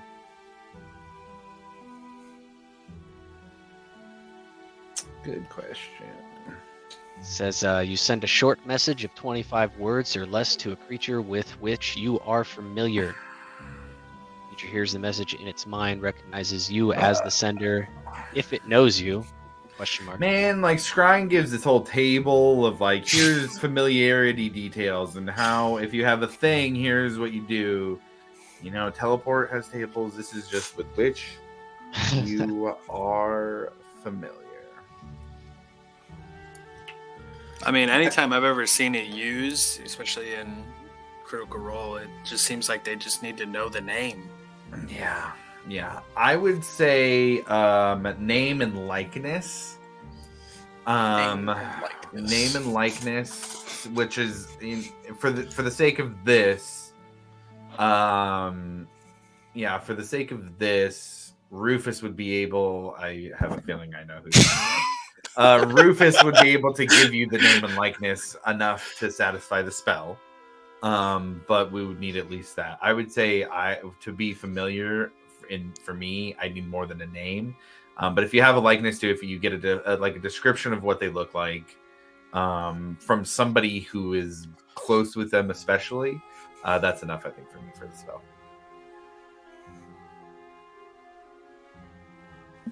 So yeah, that's pretty much what I need for that spell sending. Okay. Are you able to do that like at the moment? And not hey, have Josh. Can I upcast sending to fourth spell or to fourth level? You can always burn a higher for a lower. Okay. Spell. Yes, I can do one more. It's gonna take everything I've got. Okay, there's somebody that I need to warn. Oh yeah, about absolutely. this Cobalt Soul thing. Her name is Sheen Anfari. She is a half elf, kind of tall. I'm just gonna give the kind of blanket description because I don't have the thing with me right now. And it's 20 words, right? 25. 25 words. I don't really know where she is right now, but can you just tell her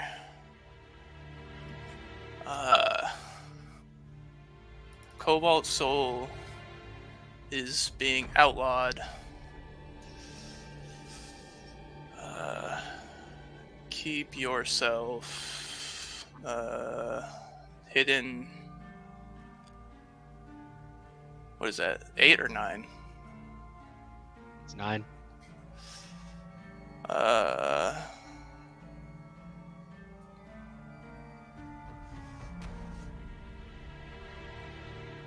Try and leave the Empire. Keep yourself safe.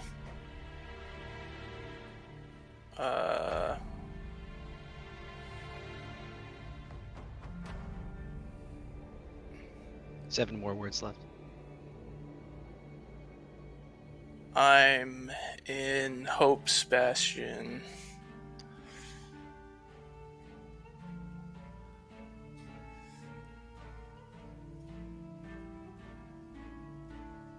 Hope you're well.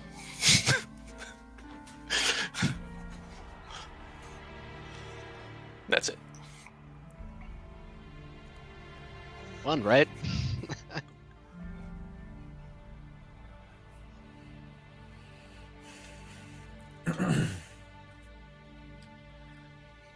Milo, probably about 20-30 seconds pass and a raspy voice responds back.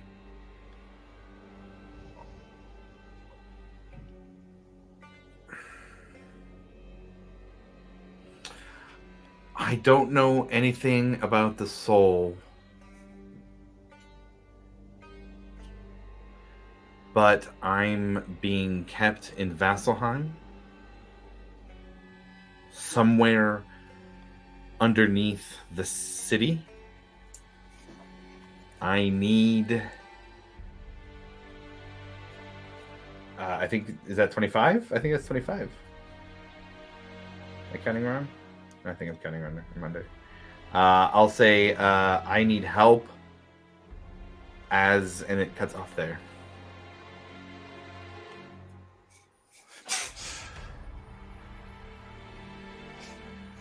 Well, shit. I kind of had a feeling that she needed help, but I wasn't sure.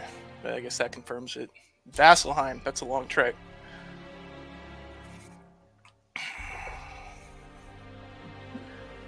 I was just there.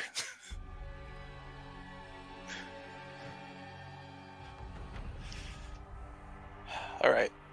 I'm going to have to shelf that for right now. So, who's Shane and Fari? Old friend of mine. Very old friend of mine.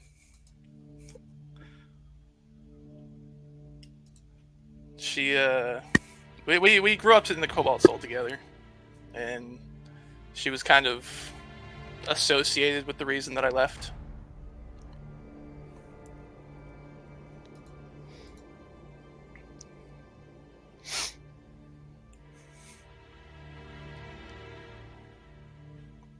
And she was allegedly an expositor.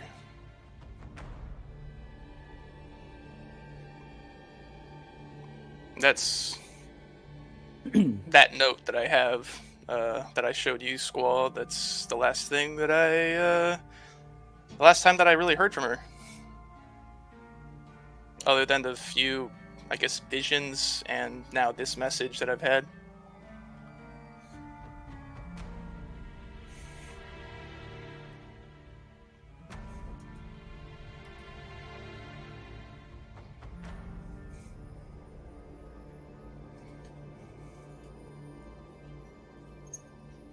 Damn. What do you want to do? Well, I think there are bigger things, unfortunately, that we need to take care of, I think. And Vasselheim is very out of the way.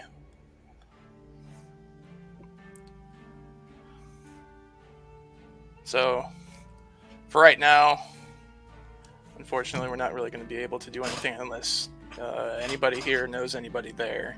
But for some reason, I doubt it. I can reach out to Nora if they're not currently doing anything. I mean, it'll take them some time if they could find a way there, but I could ask if they want to take a little adventure to Vasselheim. I mean, yeah, that would be great. But they don't need to put themselves in harm's way. If they do go, I'm just asking for people to keep an ear out, and that's really it. I mean, it sounds like you would be asking a bunch of pirates to steal something. That's kind of up their alley. Well, you think that they would want to kidnap somebody that's being held under a city? I mean, for the right price, I don't see why not.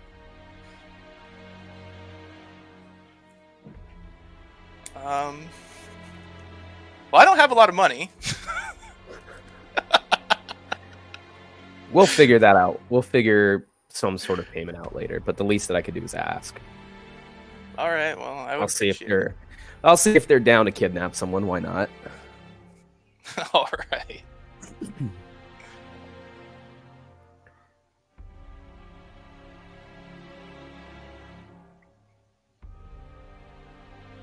I think the thing is, the big floating invisible city above Hope's Bastion is something we also have to consider being there as well. We have a lot of fires burning, but I feel like there's a lot of big magic things, and me and Honor took a trip to the library and found a little more information, and I know Milo, you and I had kind of gone and looked up information about Zidel and a bunch of other cities, and I mean, long story short, this is all connected. Like, everything is leading back to these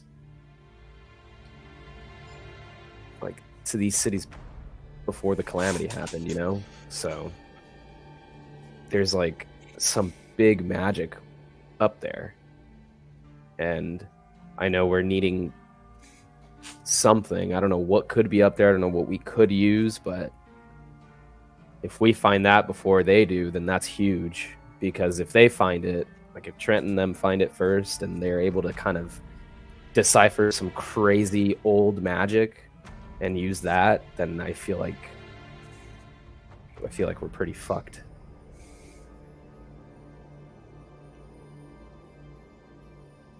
I mean, when you put it that way, yeah, I agree. I mean, this is magic that's like the type of magic that existed back then is not like the magic that exists now, at least that I've seen. And from what I've read and everything that's pointing to it, if that falls into the wrong hands and they're able to somehow weaponize something like that, then the power they're going for is going to be attained a lot quicker than if they didn't have it. I'm not really versed in that world, so I don't know how that works or anything, but I do know that knowledge and information also holds a significant amount of power, and if we were to hold that before he does, then that's huge.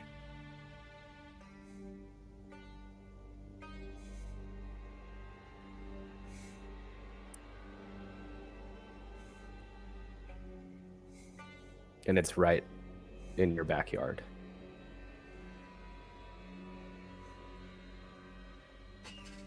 Grim, you've told them everything. You've been open about how, have you given the details to the party about everything that you've done? I think just what I said was that the information that I found seems to always connect to the cities. Okay. Like all these cities are. Well, I guess I mean from going up there the first time. Oh yeah, I told them everything. Yeah. I'm gonna say, in particular, after Milo's navigation training and some of the things that Grim described. Roll me an intelligence check. Me? No, Milo. Oh. In your guys' conversation here. Just straight intelligence? Just straight intelligence. I would have like retraced my steps at him and told him like, this is exactly where I flew. Like, follow the North Star. 11. 11? Okay. Okay. I would say no. Can I argue proficiency? What's your proficiency bonus? Ooh, I don't 3? know. 4. 4. Since I do have the navigator's tools. Okay. It's loosely. You get the roll because you're proficient. Okay. You're proficient with navigation, but I would say 15 is a little bit higher of a threshold. And in this particular case, one thing that stood out to you, there was movement of the city. It was invisible from the outside. Without knowing any trajectory, finding this thing again might be a little tough.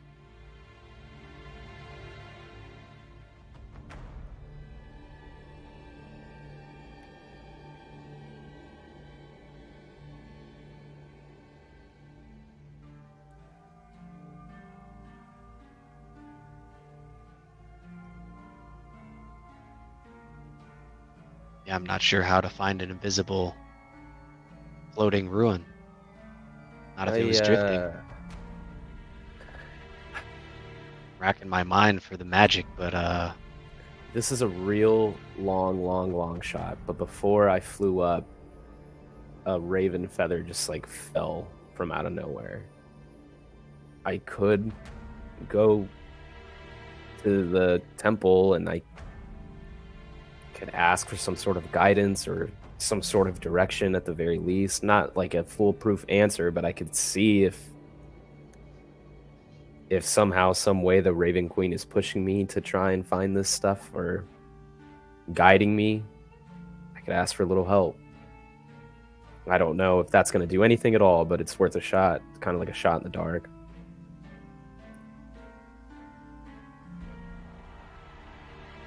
Or I could just retrace my steps and go fly back up again. But if I don't find it within 4 hours, then I'm kind of fucked. oh yeah, man, I know that life.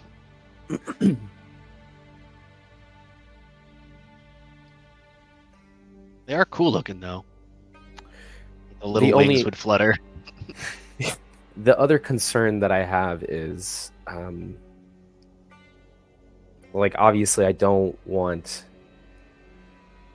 the people that we don't want knowing, finding out about any of this. If I go commune or something like that and people start poking around and asking questions, it's going to lead to a lot of eyes. So I feel like we have to be quick if we decide to go. So I can go and see if I can find it, go commune and stuff like that. And then it had to be a quick turnaround.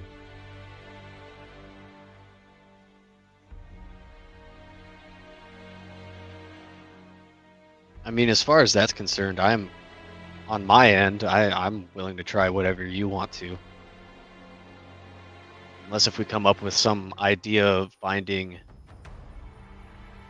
seeing something invisible, I don't see what other choices we have. Am I still, if I were to kind of break away the illusion from the armor that I had, do I still have the glow? Like, am I still glowing? Not in the same way.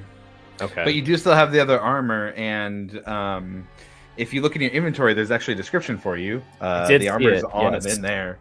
And essentially the way it is it kind of fits between your armor. Mechanically speaking, right now there's not much of a bonus to armor class, and it's kind of wonky with 2 pieces. So I'm giving you the effects of your glamour that you can change, and of what the armor has as an effect for now. But yeah, it's still there. It is different, obviously, than the necklace. It has changed. To you, it feels very almost comforting wearing it, but it seems like a normal piece of armor to everybody else. It doesn't even seem like magical, really, as a normal one would.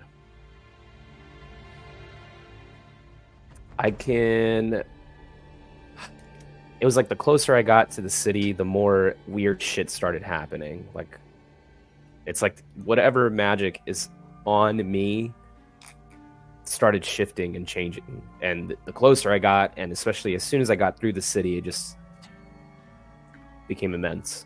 So, I mean, we could use that too. If I start to look different, then I guess we're heading in the right direction.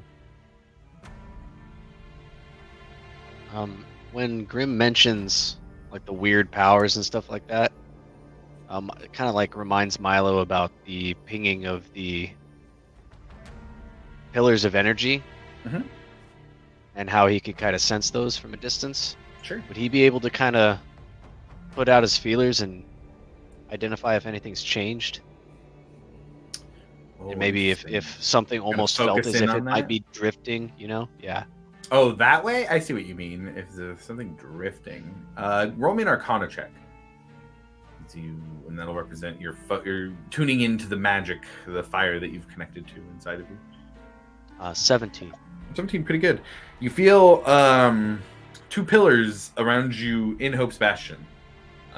Small. You don't feel anything up in the air, though. Nothing that would kind of indicate a position or anything like that.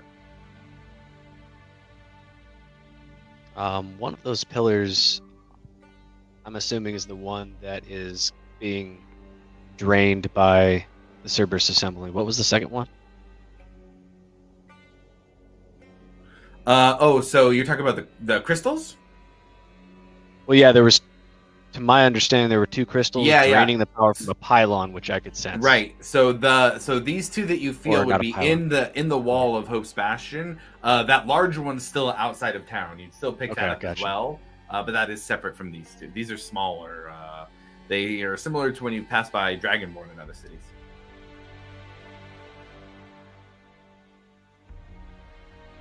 Since you've been back to Wildmount.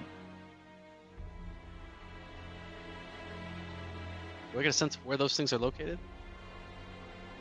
Yeah, you can ping into them pretty well. Just gonna keep that kind of sense of being aware of it. I'm gonna be more aware of that as I'm walking around town. Okay, absolutely.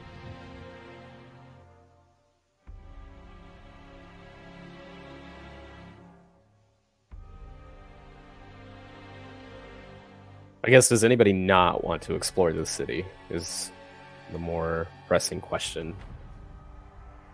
Or is everyone down to see if we could find some magical floating invisible city with some nasty flesh monster that we may have to fight? Oh my god, yes, please. So real quick, at the asking of that question, I think that's a good moment to pause and go above table real quick and talk about the 3 options that are here. So where we're at in the campaign, I think story-wise, there's a couple options for some good classic dungeon crawls. And I think moving into one of those is a really good direction for this final arc of the campaign. And right now, there's 3 options that are in front of you guys, story-wise, that have all been set up pretty recently. There is the option we've talked about most recently. There's the flying island in the sky, what Grim landed on and explored for a moment. That exists, and that would be essentially a dungeon crawl. There'd be some things to do in regards to finding that same thing that he was on. But given that that's successful, then that would be one. The other one is the ruins of Schattengrad. The Cerberus Assembly has requested that you guys go there. You would have access. There has already been some exploration done there. So that would be another option. That one would obviously be a lot more interaction with the Dwendalian Empire and the Cerberus Assembly, and would be something that they know of that exists, but are not going down themselves to do. They've asked that you guys could do that for them. And then the third one that you guys have been to before, but there's so much of the area to explore and different things happening now, is the Sanctum of the Crawling King. The tunnels beneath the Zemni Fields, more towards the north, where the party has explored underground, and where the war pick was found and intercepted from the Kryn dynasty operatives and from the Dragonborn who are under there. One who has now been seen since in a scry. So those are the 3 options for dungeons you guys have. I just kind of wanted to be like not narrative about it and just say, hey, we've got 3 options for dungeons. This conversation seems like a good place where you guys are talking about that. So wanted to talk about it a little bit above table so that can inform the conversation as you guys move forward a little bit.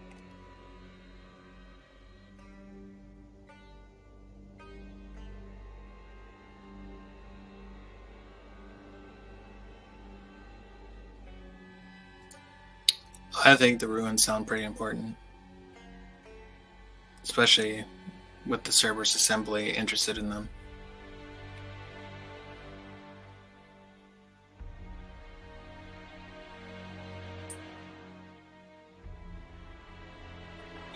I think I'm going to have to second that. As much as I want to go adventure in a flying city above the town, I think since the Empire is focused on the ruins, that they might be what we need to focus on the most here.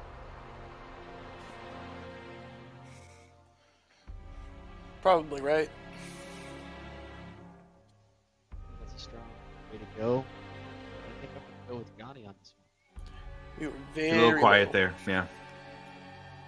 Oh, I think I'm going with Johnny on this one. I think you guys are absolutely right in going over to the ruins, but I think the risk reward for going up to the flying ruins is going to be a little bit higher. The ruins are still connected to some of the stuff from the Calamity, right? Like that's also ruins from the Calamity. Grim roll. Give me a straight intelligence roll here. Oof. Nope, just straight intelligence. Straight intelligence. It's going to be a 18. 18, that's pretty good. I mean, if you guys are talking about Zydel, the ruins are known to be Zydel having fallen from the sky, but what you found also seems to be, it's possible that the ruins are the city that fell, and what you found is the city that remains. A portion of the city that remains. Interesting. You say that? Yes, I say all of that. I'll say, well, it looks like they're one of the same. They're just split in 2. What remains of the ruins that the Cerberus Assembly is already going is also still up in the sky that they don't know about. I do have a question. If they haven't found what they're looking for in the ruins by now, do you think it's still there or was ever there? And if it's not there, do you think it's up in the sky?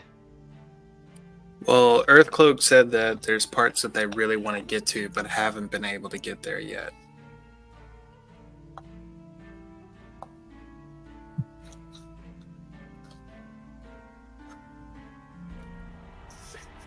I feel like if we have to be so strategic about this, because I don't want to lead them to something that they obviously want something, and I don't want to be the key to lead them to it without knowing what exactly it is.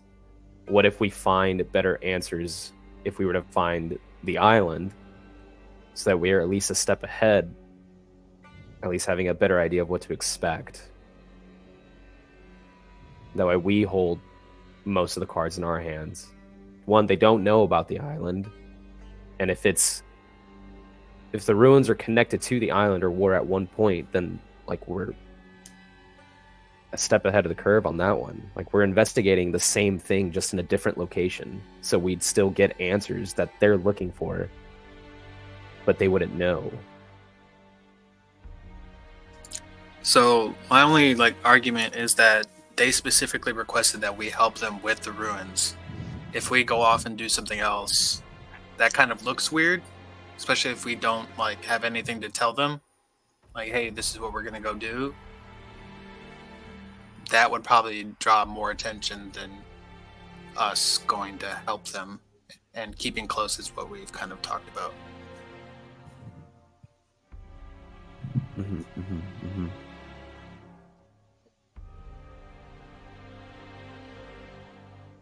Wreck, Ekamos. Yeah, I'm down for anything.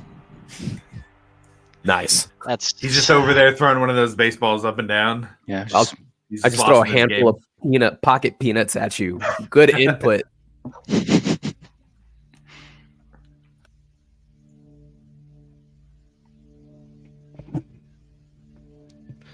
My vote would be for the island in the sky. I mean, if the Cerberus Assembly genuinely needs help, then they'll probably wait.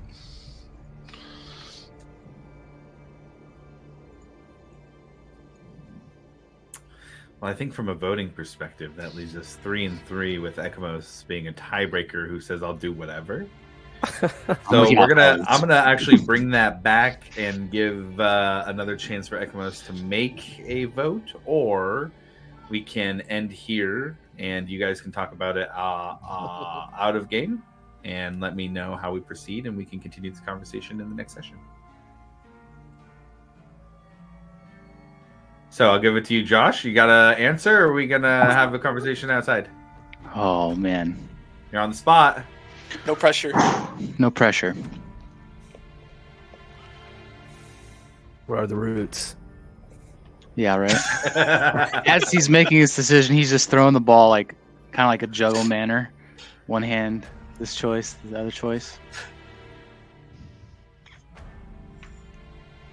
Let it be known that it was easier for him to decide to kill somebody in the middle of the woods than this. Whoa.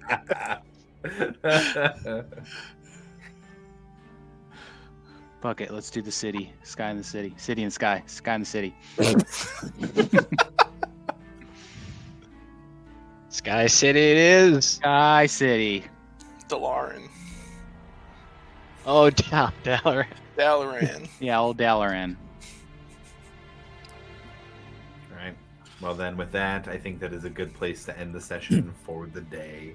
There's some things to look forward to in the upcoming session. So, thank you to everybody tuning in or catching the VOD afterwards. We'll be back in a couple weeks, and we'll be moving towards a new destination up in the sky. See you then.